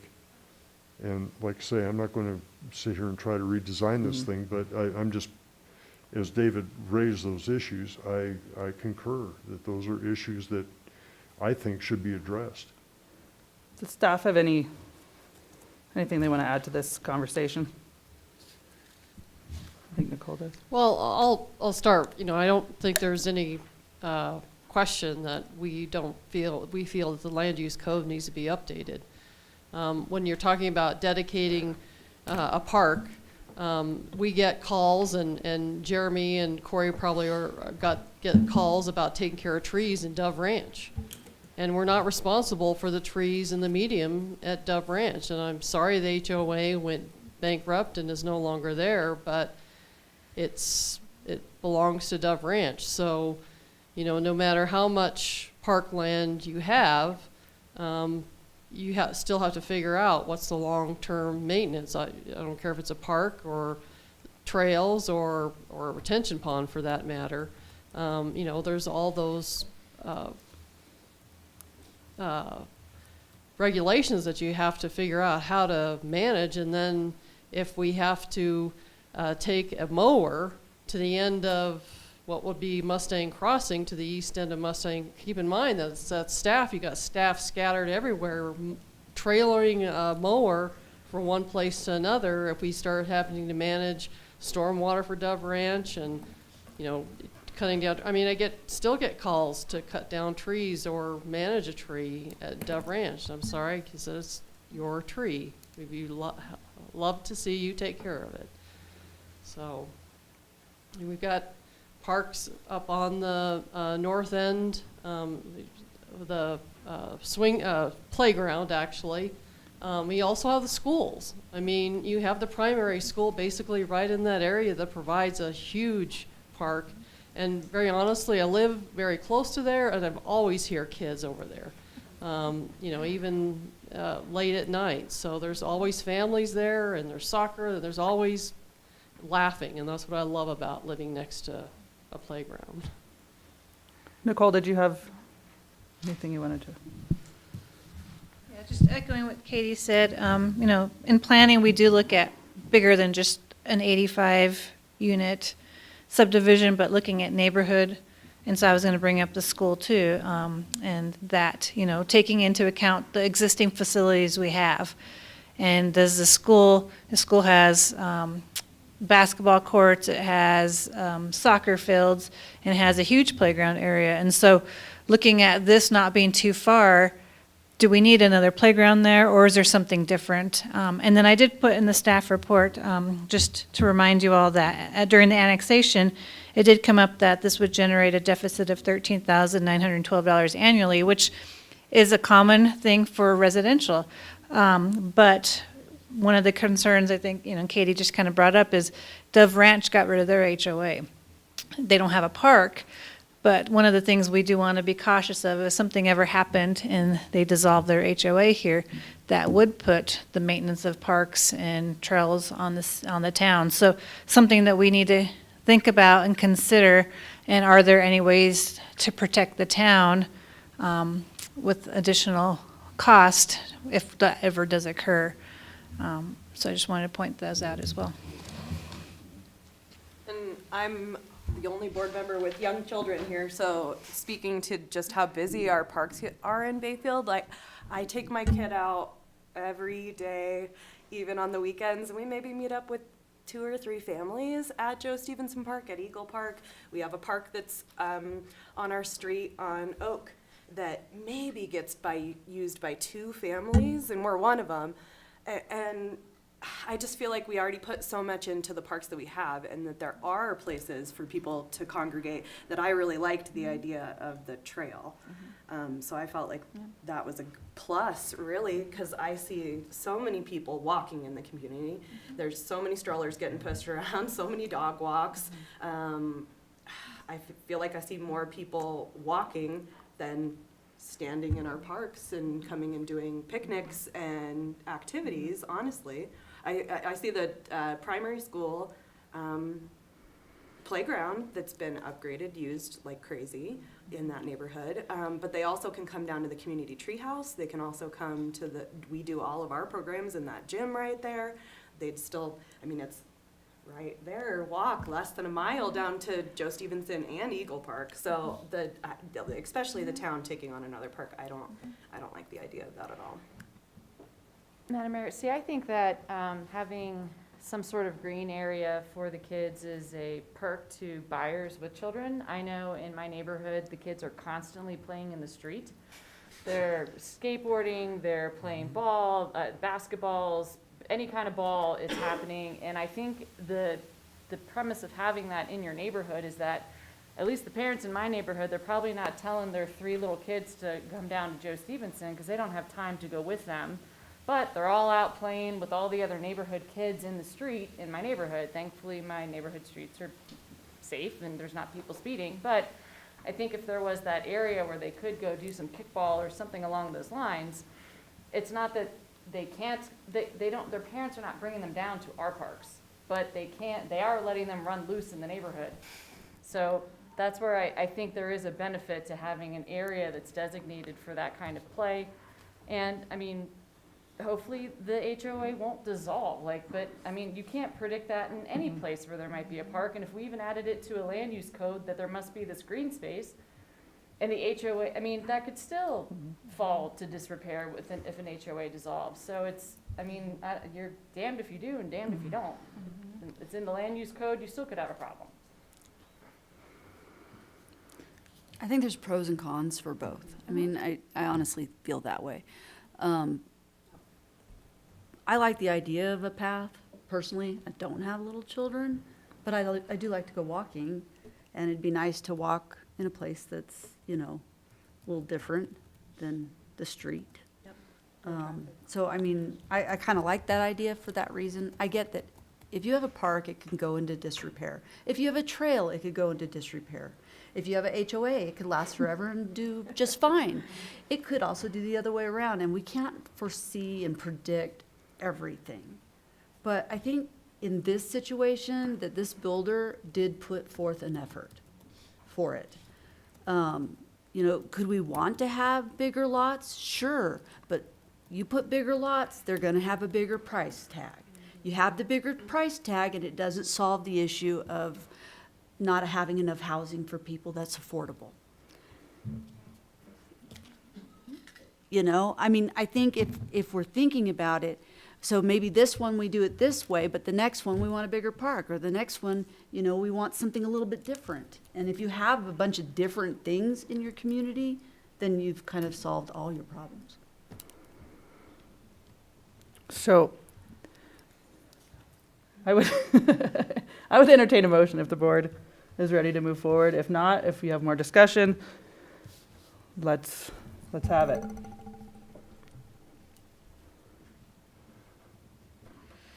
Well, just a question. At what point in time do we give the thumbs up, thumbs down to the idea of something like the access as proposed? Is that I at think this point? when we get to the. Yeah, on the, Preliminary plat? right. Yeah. Yeah, okay.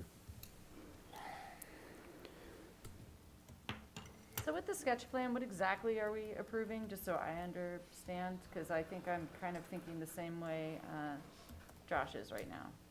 Yeah, I mean, these are the preliminary steps. I think Nicole explained that before. Yeah, so this is really the concept. Are they heading down the right path? to be able to put a lot more of their funds into engineering to get to that next stage. And then I did hear, some thoughts about getting rid of trails and park, and there's two options you can do. There's a continuance option, but you can also approve with conditions, and your conditions can be, exploring a different alternative for that next phase as well. But this is it's really conceptual.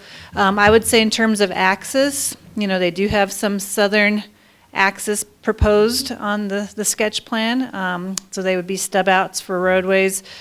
So I think in general, if you're agree with what they're looking at, it doesn't mean that's 100% what they're going to do, because we're going to get the traffic numbers and have a better idea moving forward what that's going to look like. But in general, they have an axis that goes towards Mustang, they have an axis towards Louisiana, and then they're showing to propose going south to potential future developments in the Can I ask you a question about that, the stub outs? So would a condition be that the stub out isn't a loop that connects them, like Hickory Ridge and Mesa Meadows next door, that actually goes into another neighborhood or another road? So the only place they can actually tie into Mesa Meadows now is Louisiana, because there were no other stub outs No, I'm developed. sorry. I did not explain that well. So there's two roads going south to nowhere right now. Mhm. But how do we know they're not going to go south to connecting, and then you're still only with Louisiana or the roadway access to the north? That's for whoever's on the town board at that time, Right. those are billed, is smart Yeah, enough so not to even though do there's that. stub outs there, that does not necessarily Yeah. mean that the access points change. It still could only be two access points. Unless you have a board Potentially, that's smart enough okay, not to do okay. that. No, real quick. What does that mean? Just to kind of answer that question a little bit. So this is the property that we are looking at. On the east and north side, it is another residential, possible for the future. And then this, you can barely see it on this color, but this is also low density residential. So when we review that, we're going to want to see that eventually there is some potential connectivity, because our comp plan does show potential development opportunities to the south. And so we're not going to, if this lot ever does want to come in, we're not going to want to see it just looped and not going anywhere. We're going to want to continue to see some access going back towards the Buck Highway because of that development potential to the south. Madam Mayor, if I may, Yes, please. in answer to Trustee Cesaro's, general question about what are we doing with regards to sketch plan. Of course, sketch plan precedes preliminary plat and final plat. In your code, basically, it says very specifically that the intent of the sketch plan is to examine the feasibility of a project, including review of conceptual design, legal ability to obtain water and sanitation, location of geologic hazards, identification of environmentally sensitive areas and wildlife habitat areas, and general conformance with the principles of the town's comprehensive plan, zoning requirements, and requirements of the land use code. The intent of the sketch plan is to provide a conceptual layout of the subdivision, conceptually. Applicants are required to include as large an area as practicable in sketch plan submittal in order to plan road connections, open space connections, adequate park facilities, and utility extensions for a larger area, rather than limiting review of these items to only the area that may be final platted. So your questions are all appropriate, but again, we're talking conceptual, but I think it's important that the developer does understand what your concerns may be going forward, perhaps at preliminary plat and at final plat. So very important that your concerns, if, that with regards to parks that are being proposed now, open space and so forth, that they hear your concerns going forward, so that it's not a surprise should you raise it at preliminary plat or final plat. Yeah. Thank you. And Madam Mayor, I'd like to bring up something that hasn't been brought up already, if you don't mind. And that has to do with a condition, and just as reference on page 60 of the packet, page 7 of the report, is the map of the gas lines that are on the perimeter of the property. The one going from the south is from the Ludwig 1 well. The one going to the east is from the Florine Hudspeth. And in the conditions, I think what we need to include in there, because what we refer to, what's referenced in the condition is the Ludwig 1 well, and it's in the appurtenances to specifically the gathering line that runs south from it. Okay, and then there's a gathering line that runs east from the Hudspeth well over to the Ludwig well, and that's on that map on page 7. And I think that should be included as well, because there are two, even though the Hudspeth well is off property, the line that it comes from it is on property. So that should be referenced as well as far as an ROW, and it's not. So I think, so I think that should be included in that. Does that make sense? Yes, it does, yeah, Okay. and As that's, part of the we can resource throw that in as a extraction permit. condition Yeah. if, Please. did you want to follow up on that? Yeah, and I did talk to trustee Joswick about that, and I don't see an issue. They're already recorded right-of-ways, so they have to maintain those, but we can include that as part of the permit review, or the review permit for the Ludwig Well 1, and we can do associated right-of-ways. Right, for the Hudspeth well as well. Yeah. Yeah, please. Okay, thank you. And I do want to also have the condition in there that we explore different options for the parks. That's fine, we can make that a condition if anyone is ready to. So I think you want to be clear, you've have different opinions of trail or more park. So I think they can look at different options, but I think you have to confirm which direction you're going, so we're not guessing, and the applicant isn't guessing.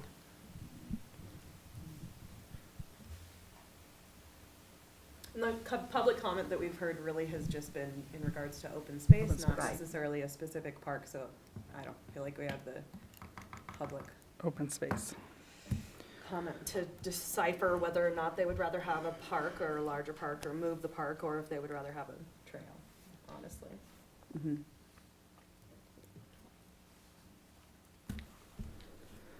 What if the direction was if the developer wanted to go one or the other, but not both, but how could we make the trail better or the park better if you had one or the other? Because then maybe that would satisfy the public who would like to walk or the public who would like their kids to play in a park. So I think during the planning commission, this trail was preferred, and versus, but obviously open space was, they were both wanted, but from my understanding, that's what kind of came out of it. The trail around the exterior was not even considered until the planning commission public hearing. So I keep in mind that the applicant wants clarity before they come back. Add one more thing to that, and going back to the right-of-way lines for the gas wells, that northern part is a 40-foot right-of-way, so if it's not a trail, they're still gonna have this 40-foot easement across the northern piece of the property that they can't develop. So if you have homes just backing to it, you're gonna just have fences there, and then it's gonna be kind of a, vacant area that will be for a right-of-way. So I just wanted to throw that out there too, as you're considering the trails versus the park, that they're gonna have to have that area no matter what. How are the homes that have a gas line up in Dove Ranch dealing with that? So whose responsibility is maintenance, say like for weed control on the right-of-way? I went through the recorded documents, and from what I recall, it is the gas, oil and gas providers or companies' responsibility pipeline for maintenance. Mhm. And there's also one on the east side too. So I just wanted to point that out. And so I think the developer's trying to use that area for the trail because you have to provide it anyway. And I don't know, unfortunately, I don't know the answer to the Dove Ranch Yeah, question. I'm kind of curious about that because I know that I'm very well aware that there's a gas line that runs along that south border there, and all of those lots back up to it. They seem to be assuming a degree of ownership or maintenance of at least the surface area of that. But, you know, there's still a pipeline easement back there. So I guess they have an additional 40 feet of yard, essentially. That's all I can figure. But I'm wondering, would the same thing apply perhaps up here if they do away with the trail around the perimeter? Well, generally, with regard to any easement, there are two successive interests that are involved. There's the dominant estate and the servient estate. The dominant estate is usually the one that has the easement itself. That would be the pipeline company. And then there's the servient estate that also gets to share a portion of the property or has an interest in that property. And they each have a right to reasonable use of the property, the reasonable use dictated by what's actually in the property. So that's what you often find with these easements or these right-of-ways. Okay?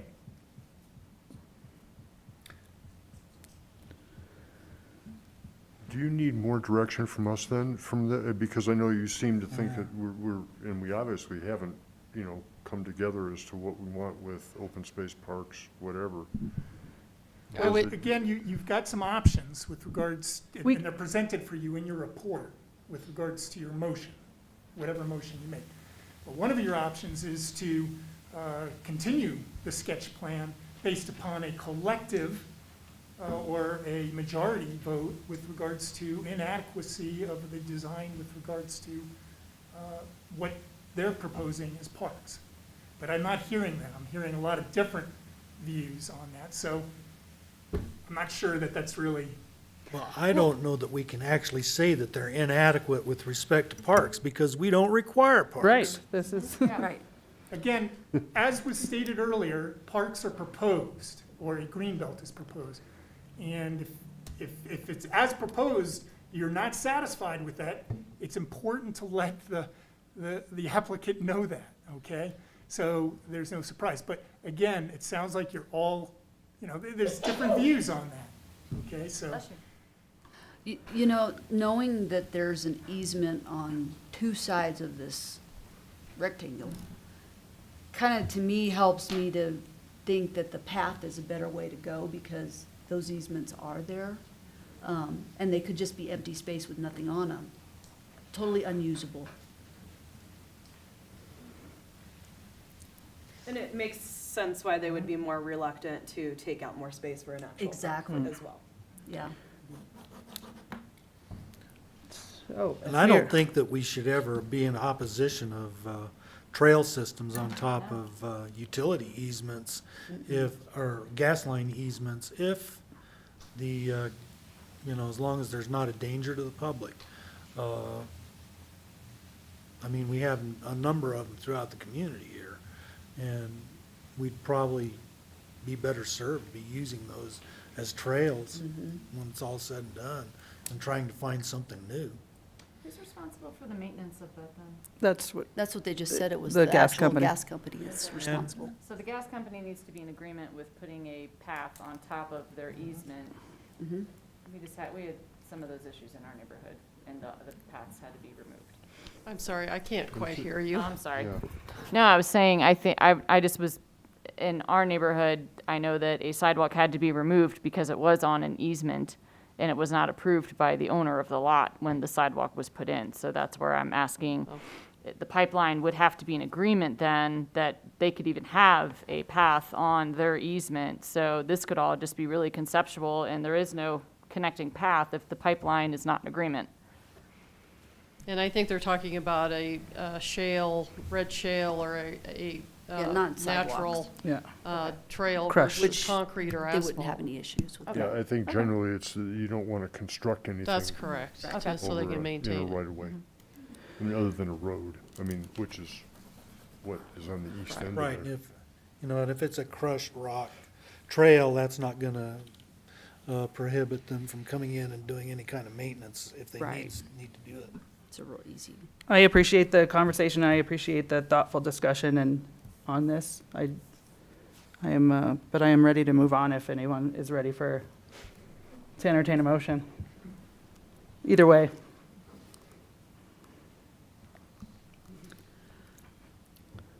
Madam Mayor, I'd like to make a motion to approve the Mustang Crossing sketch plan with the following findings and conditions.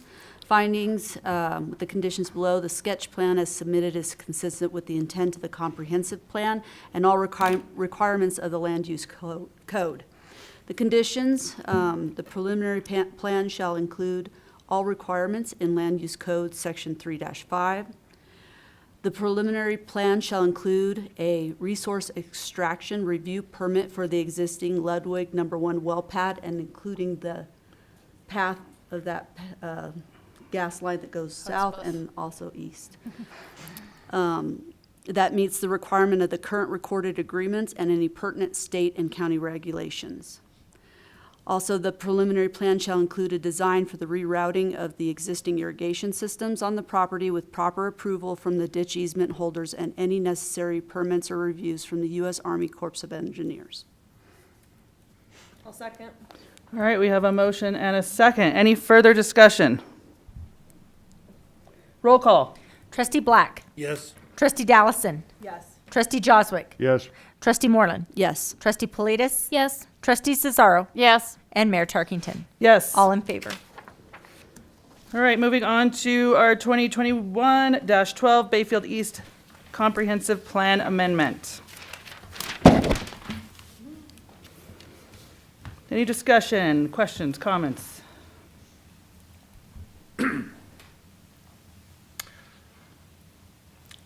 Just a real quick comment, going back to Heidi Hawley's comments on stormwater retention, detention. Just to kind of put it out there, the board needs to probably start looking at a community-wide plan on this. I mean, we're population-wise to that point, and I think that having a community-wide plan is something that we really ought to look into in conjunction with all of this stuff. But that said, I know that every project that comes forth has to address how water runs off of their project, and so they have to have some place to detain it and allow it to sit and percolate or do whatever with it. And if it's, so I don't think that that's an overtly big issue. But aside from the fact that community-wide, we need to address that. So, and I'm okay personally with the change of the land use. I am kind of concerned that we're losing areas for light industrial, and I think that Derek would echo that. He probably sees more people than I would, certainly, that are looking for some place to set up and establish a business. And to that end, having light industrial in conjunction with the commercial is really one of those things that we probably ought to look at a little harder, because when you start looking at the tax revenue that comes back to the town, it's a lot more than if it's residential. Endless water use. I'll echo your sentiments on the stormwater, and I think that was identified as a top priority, one of our priorities from the board, so I don't think you're going to get any argument there. Any other questions, comments? For me, I'm not as comfortable with this one, I think, because they're really putting a lot into these small little areas and their plan, and I'm concerned as well losing the light industrial. I know we're a bedroom community, that's what we've been for some time, but that doesn't mean that we shouldn't have those kind of things somewhere in our plan. And I don't know if that's just involves us, you know, etching out somewhere else that we could possibly put some light industrial. I'm not saying I'm totally opposed to the project, but just a little less comfortable because of it. Also, you know, the water is a concern as well. I know they've got 3 little retention ponds showing on there, but, you know, 2 of them are up at the top, I mean, you have to- one, and it's, water's gonna go down, and I don't know. I And just that feel like is- there's not yeah. enough at the bottom. And then like I said, that's all stuff that will be coming Right. before the board at a later date. We just need to kind of reel back in and consider what we're here tonight to vote on. Well, that's why I'm not as comfortable with it. Down when the- when you look at the whole piece of what they're talking about, I'm just not as comfortable with it because they seem like a little bit harder to surmount any issues, if that makes sense to me. Because there's so many houses being put right there by changing it.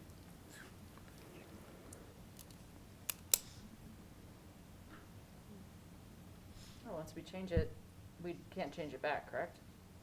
Well, no, they're gonna try to develop it, yeah, Yeah, I mean, no, like, that's what I'm it- saying. yeah. Well, that's it. So like I said, Yeah. there could be down the road other landowners that want to redesignate their residential to low-density industrial, or light industrial. We just, Yeah.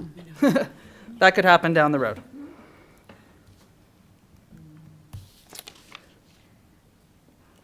Madam Mayor, I'd like to move to approve the Bayfield East comprehensive plan amendment with the following, with the stated findings and conditions. I don't have to read those, right?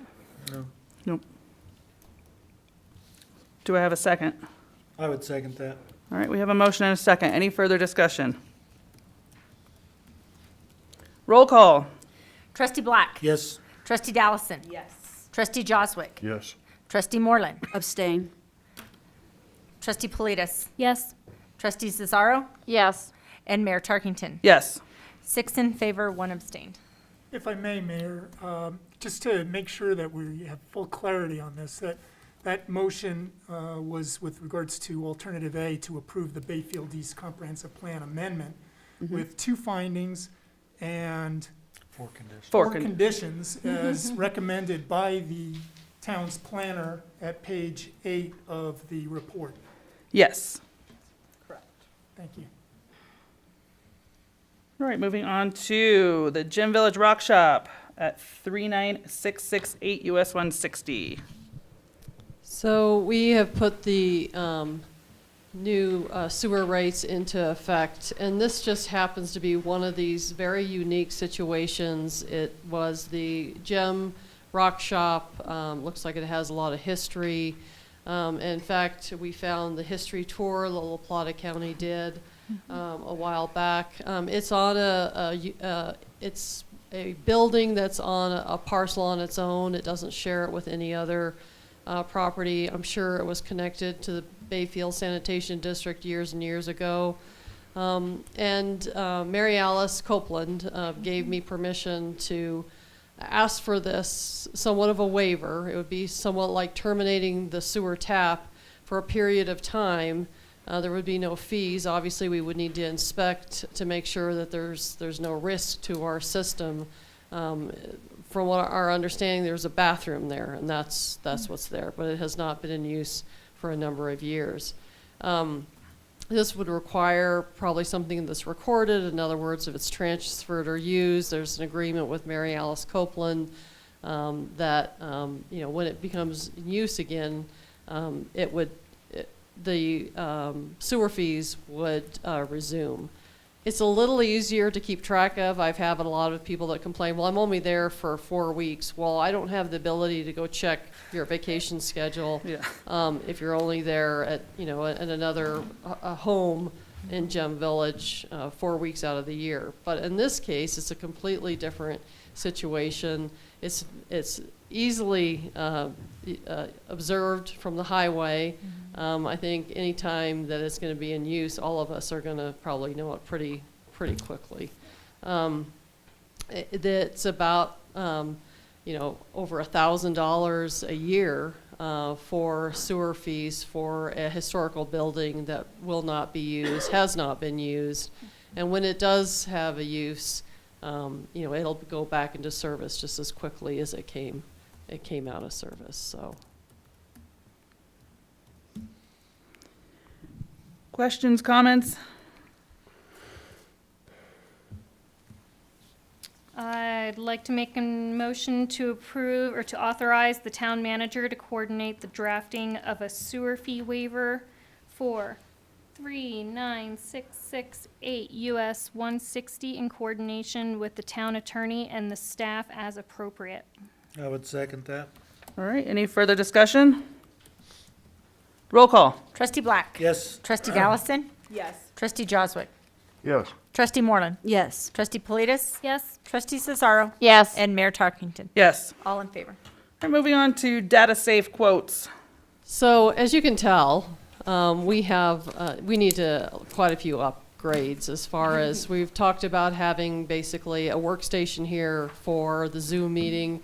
And even though these have been great, we've got a lot of big projects coming on. The sketch plan and comp plan were one thing, but when we get into more details and bigger maps, that's all going to be an issue.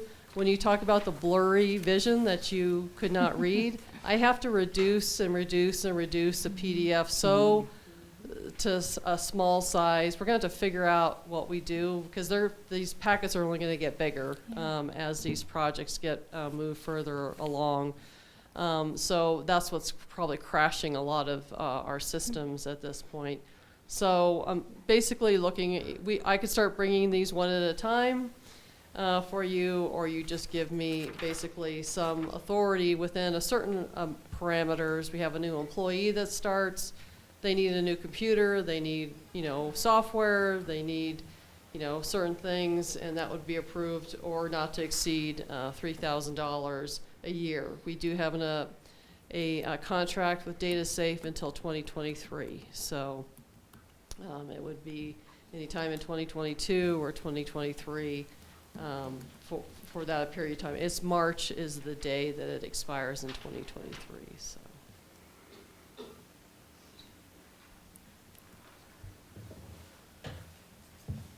All right, I'd like to make a motion to authorize the town manager to execute amendments that are not in excess of $3,000 a year, or new hardware, software maintenance for approved new employees within the 2022 budget or anticipated 2023 budget. I'll second that. All right, any further discussion? Roll call. Trustee Black. Yes. Trustee Dallison. Yes. Trustee Joswick. Yes. Trustee Moreland. Yes. Trustee Politis. Yes. Trustee Cesaro. Yes. And Mayor Tarkington. Yes. All in favor. All right, moving on to the discussion portion of the evening. We have the La Plade District Court Water Division.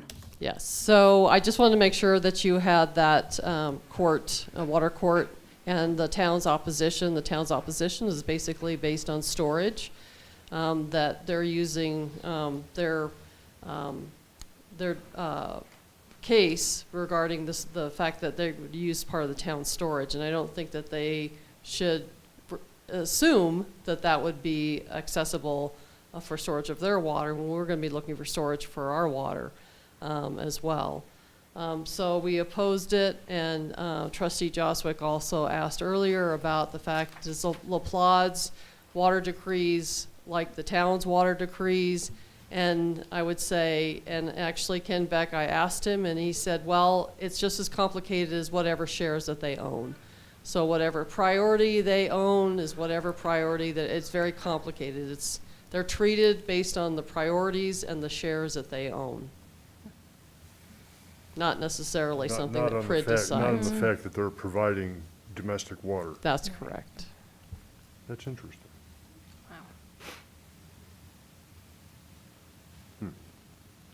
I have a question for you. What, has this, none of the dates are filled in. Has this been filed yet? Yes. It has? Okay. Yes. And I could not get the court, typically it's all electronic in the water court. So he gave me the Word document. I said, could I just put that in the packet? And he said that will work, so. And I guess this would be for Michael. How long does something like this take to resolve itself?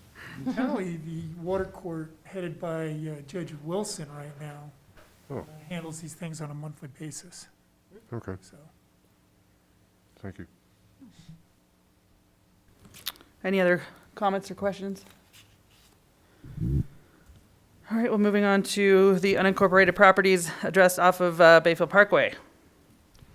So again, we did raise sewer rates for all out-of-town sewer users. And actually, since the time I got here, I'm looking at all the Swiss cheese that Bayfield has. And I would think it would be worth and in the best interest of the town to give, just notify these landowners. Of course, it would still require a resolution and approval by the board for this type of arrangement. You know, it'd have to be some type of application fee. So I threw in $100. There's got to be some skin in the game. And they could go through the process of actually getting, they'd still have to want to annex, they'd have to sign information, the petition and things like that, but bring them into town without requiring them to do anything unless they're wanting to develop. If they're looking for a subdivision immediately, you know, you can't hold them for that forever. A lot of them do not have water service, they just have sewer service, but I know some of the wells have been a problem, so, but they would still, as long as they're just, you know, one household, which most of these are looking at basically your direction to go ahead and draft an ordinance, and I'd be working with Community Development Director Killian basically to kind of work on something that would fit the annexation, and that it's still voluntary. We're not going to require them to annex. They're not really legally an enclave, but at some point, there may be an enclave that you would have the right to go ahead and annex. I think it's a really good idea, particularly if you, the idea that if they come into the town, that their fees for the sewer will go down. So that's a really good carrot. Well, they're getting their mosquitoes sprayed, and we can't charge them.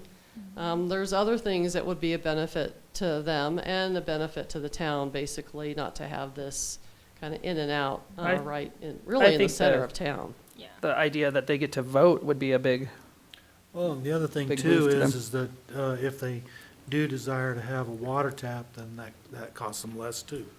That's correct. So that's the Montgomery property, and what is the one to the west? I'm sorry, there's those yellow lines, even I'm having a hard time reading, but I couldn't. Down there. Yeah, it's just right in there. Yeah, and it is Swiss cheese in there. That's a good way of putting it. But I mean, I would love to explore this, kind of move forward on looking into this. Definitely. I think you'd find a lot of interest.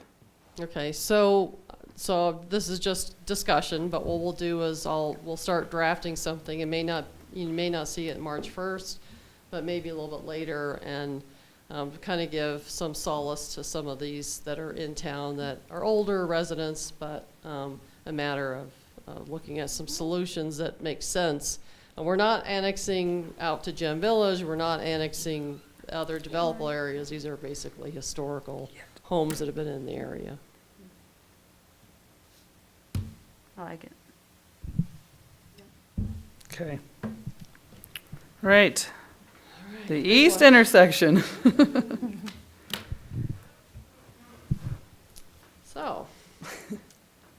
So I have determined, basically looked through the records, since 2013, the town has been working on this east intersection. I don't know if Derek is still here, Yes. but Right. Derek and McCoy, and I'm just guessing some of the landowners are on there, looked at breaking the A line. And what that means is that access or breaking the expressway basically right there at that east intersection going north. So from the discussions that there's been right-of-way that has been given by Evening's Porch and on the east side of that intersection as well. Gosh, I haven't talked all night.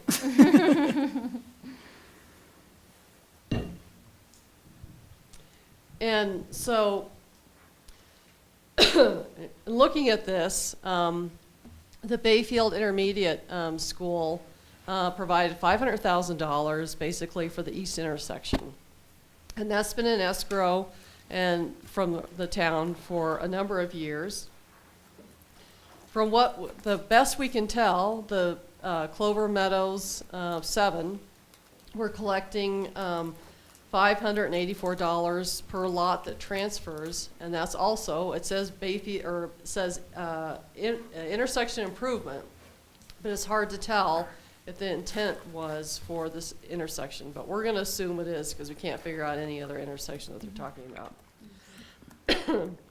They've sold 41 lots, so we've got a certain amount of money. And then they have 13 lots left to go. So when you talk about this subdivision is not even 2 years old, and 41 lots out of 54 have transferred. And then we also have Colorado Trust. We've received about, from the investment income is almost $25,000. So at some point, when you closed the transportation fund and transferred that money out, it went into the Colorado Trust account. I'm kind of having a hard time figuring out if it was meant for East intersection or if it's just meant for Bayfield Parkway. But anyway, that's where it's at. So in their 2022 budget, you actually constrained funds for the East intersection, which is about $845,000. You have not budgeted to spend it. So the first discussion is we can go ahead and be the applicant for the access application, which actually SEH has been working on because they're working with all the other developers in this intersection. And at some point, you would have to have a budget supplement to approve this money to be spent exactly for this east intersection. So hopefully that's some history a little bit on what's going on there. How do we get to those properties? And that's going to be could be a signal, a lighted signal intersection at some point. Which I think is a huge, you know, we talk about that safety through that corridor. I think that's just it's a win-win for the town. It's a win-win for the projects on either side of that. And we had a very productive meeting with all the players involved in those projects. And I think it's a great opportunity for us to address the pedestrian walking. Oh, yeah, Catwalk. that too. Across the highway, too. So actually, we just had a discussion with CDOT today. And they would like us to, they offer, or they didn't offer, but they let us know that we can apply for MOF funding for a pedestrian crossing at Commerce in Colorado, that area there. Oh, okay. Oh, cool. What kind of funding? Is that right? Yeah, what was the funding? Where is it coming from? Multimodal. Oh, I'll yeah, let- that, okay. I'll let Nicole Gotcha. answer Okay, that. Okay. Don't make me say it. That just jogged my memory. It's fine. Yeah. Oh, good. Thanks. Well, That is good. anything we can do. Because, you know, to- that's been such a big concern for everybody. Yeah, it is. And I- Anything we can do to increase. Yes, 'cause safety. It's real Darwinian over there. Yes. And guess what? They're gonna have to slow speeds down Yes. coming into town. Good. But I'm all for that too. Oh, yeah. Yeah, that would be huge. Okay, so I mean, it doesn't cost anything, well, it's gonna cost us something to apply, but it's gonna be very minimal. But at some point, we'll, as things move along, you may be seeing a budget supplement and a request for this dollars to go to that intersection. Yeah. Very important. Okay. I figured that was the sentiment of, I Yes. Oh, yes. went out on a limb and Yeah, said that, no, but. we're good on that. Any other questions, comments, or? All right, we have board reports. Anybody need to update the board? Just do a quick one, since we had COG Region 9 met yesterday to kind of combine or initially start the process of melding our two organizations together. So it was a really long and very detailed discussion. I think that when it's all said and done, that and we really didn't decide about any of the mechanics of the situation, but I think when it's all said and done, that what we're likely to do is study and see what the other organizations around the state where the economic arm of the region and the COG of the region are combined, and see what the mechanism is in each one of those that allows them to operate, because generally it's the like Region 9, the economic arm, that is the over, and then the COG would be subservient to that. But there would still be two boards probably when it's all said and done, because there are two, or there are things that you can do through a 501c3 or, and I don't know what the organization is, and then a quasi-governmental organization.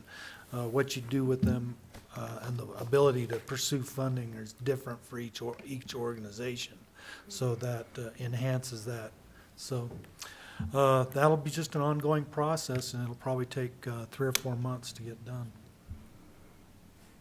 I was just gonna, I'll just have Katie send out the reminder of the upcoming joint sessions with the county commissioners. I think that one snuck up and Yeah, it did. surprised everyone on Monday morning, but we'll just kind of get those. I'll see if Katie can find that email and just send those out again. That was a good meeting, actually. And if Uh, maybe I was a few they minutes can late, but I made it. Yeah, we consider might that have to time on discuss meeting, that would be time. great. I'm like, I'm almost never gonna be able to make that one. That's school drop-off time and getting kids ready, and it's just, yeah.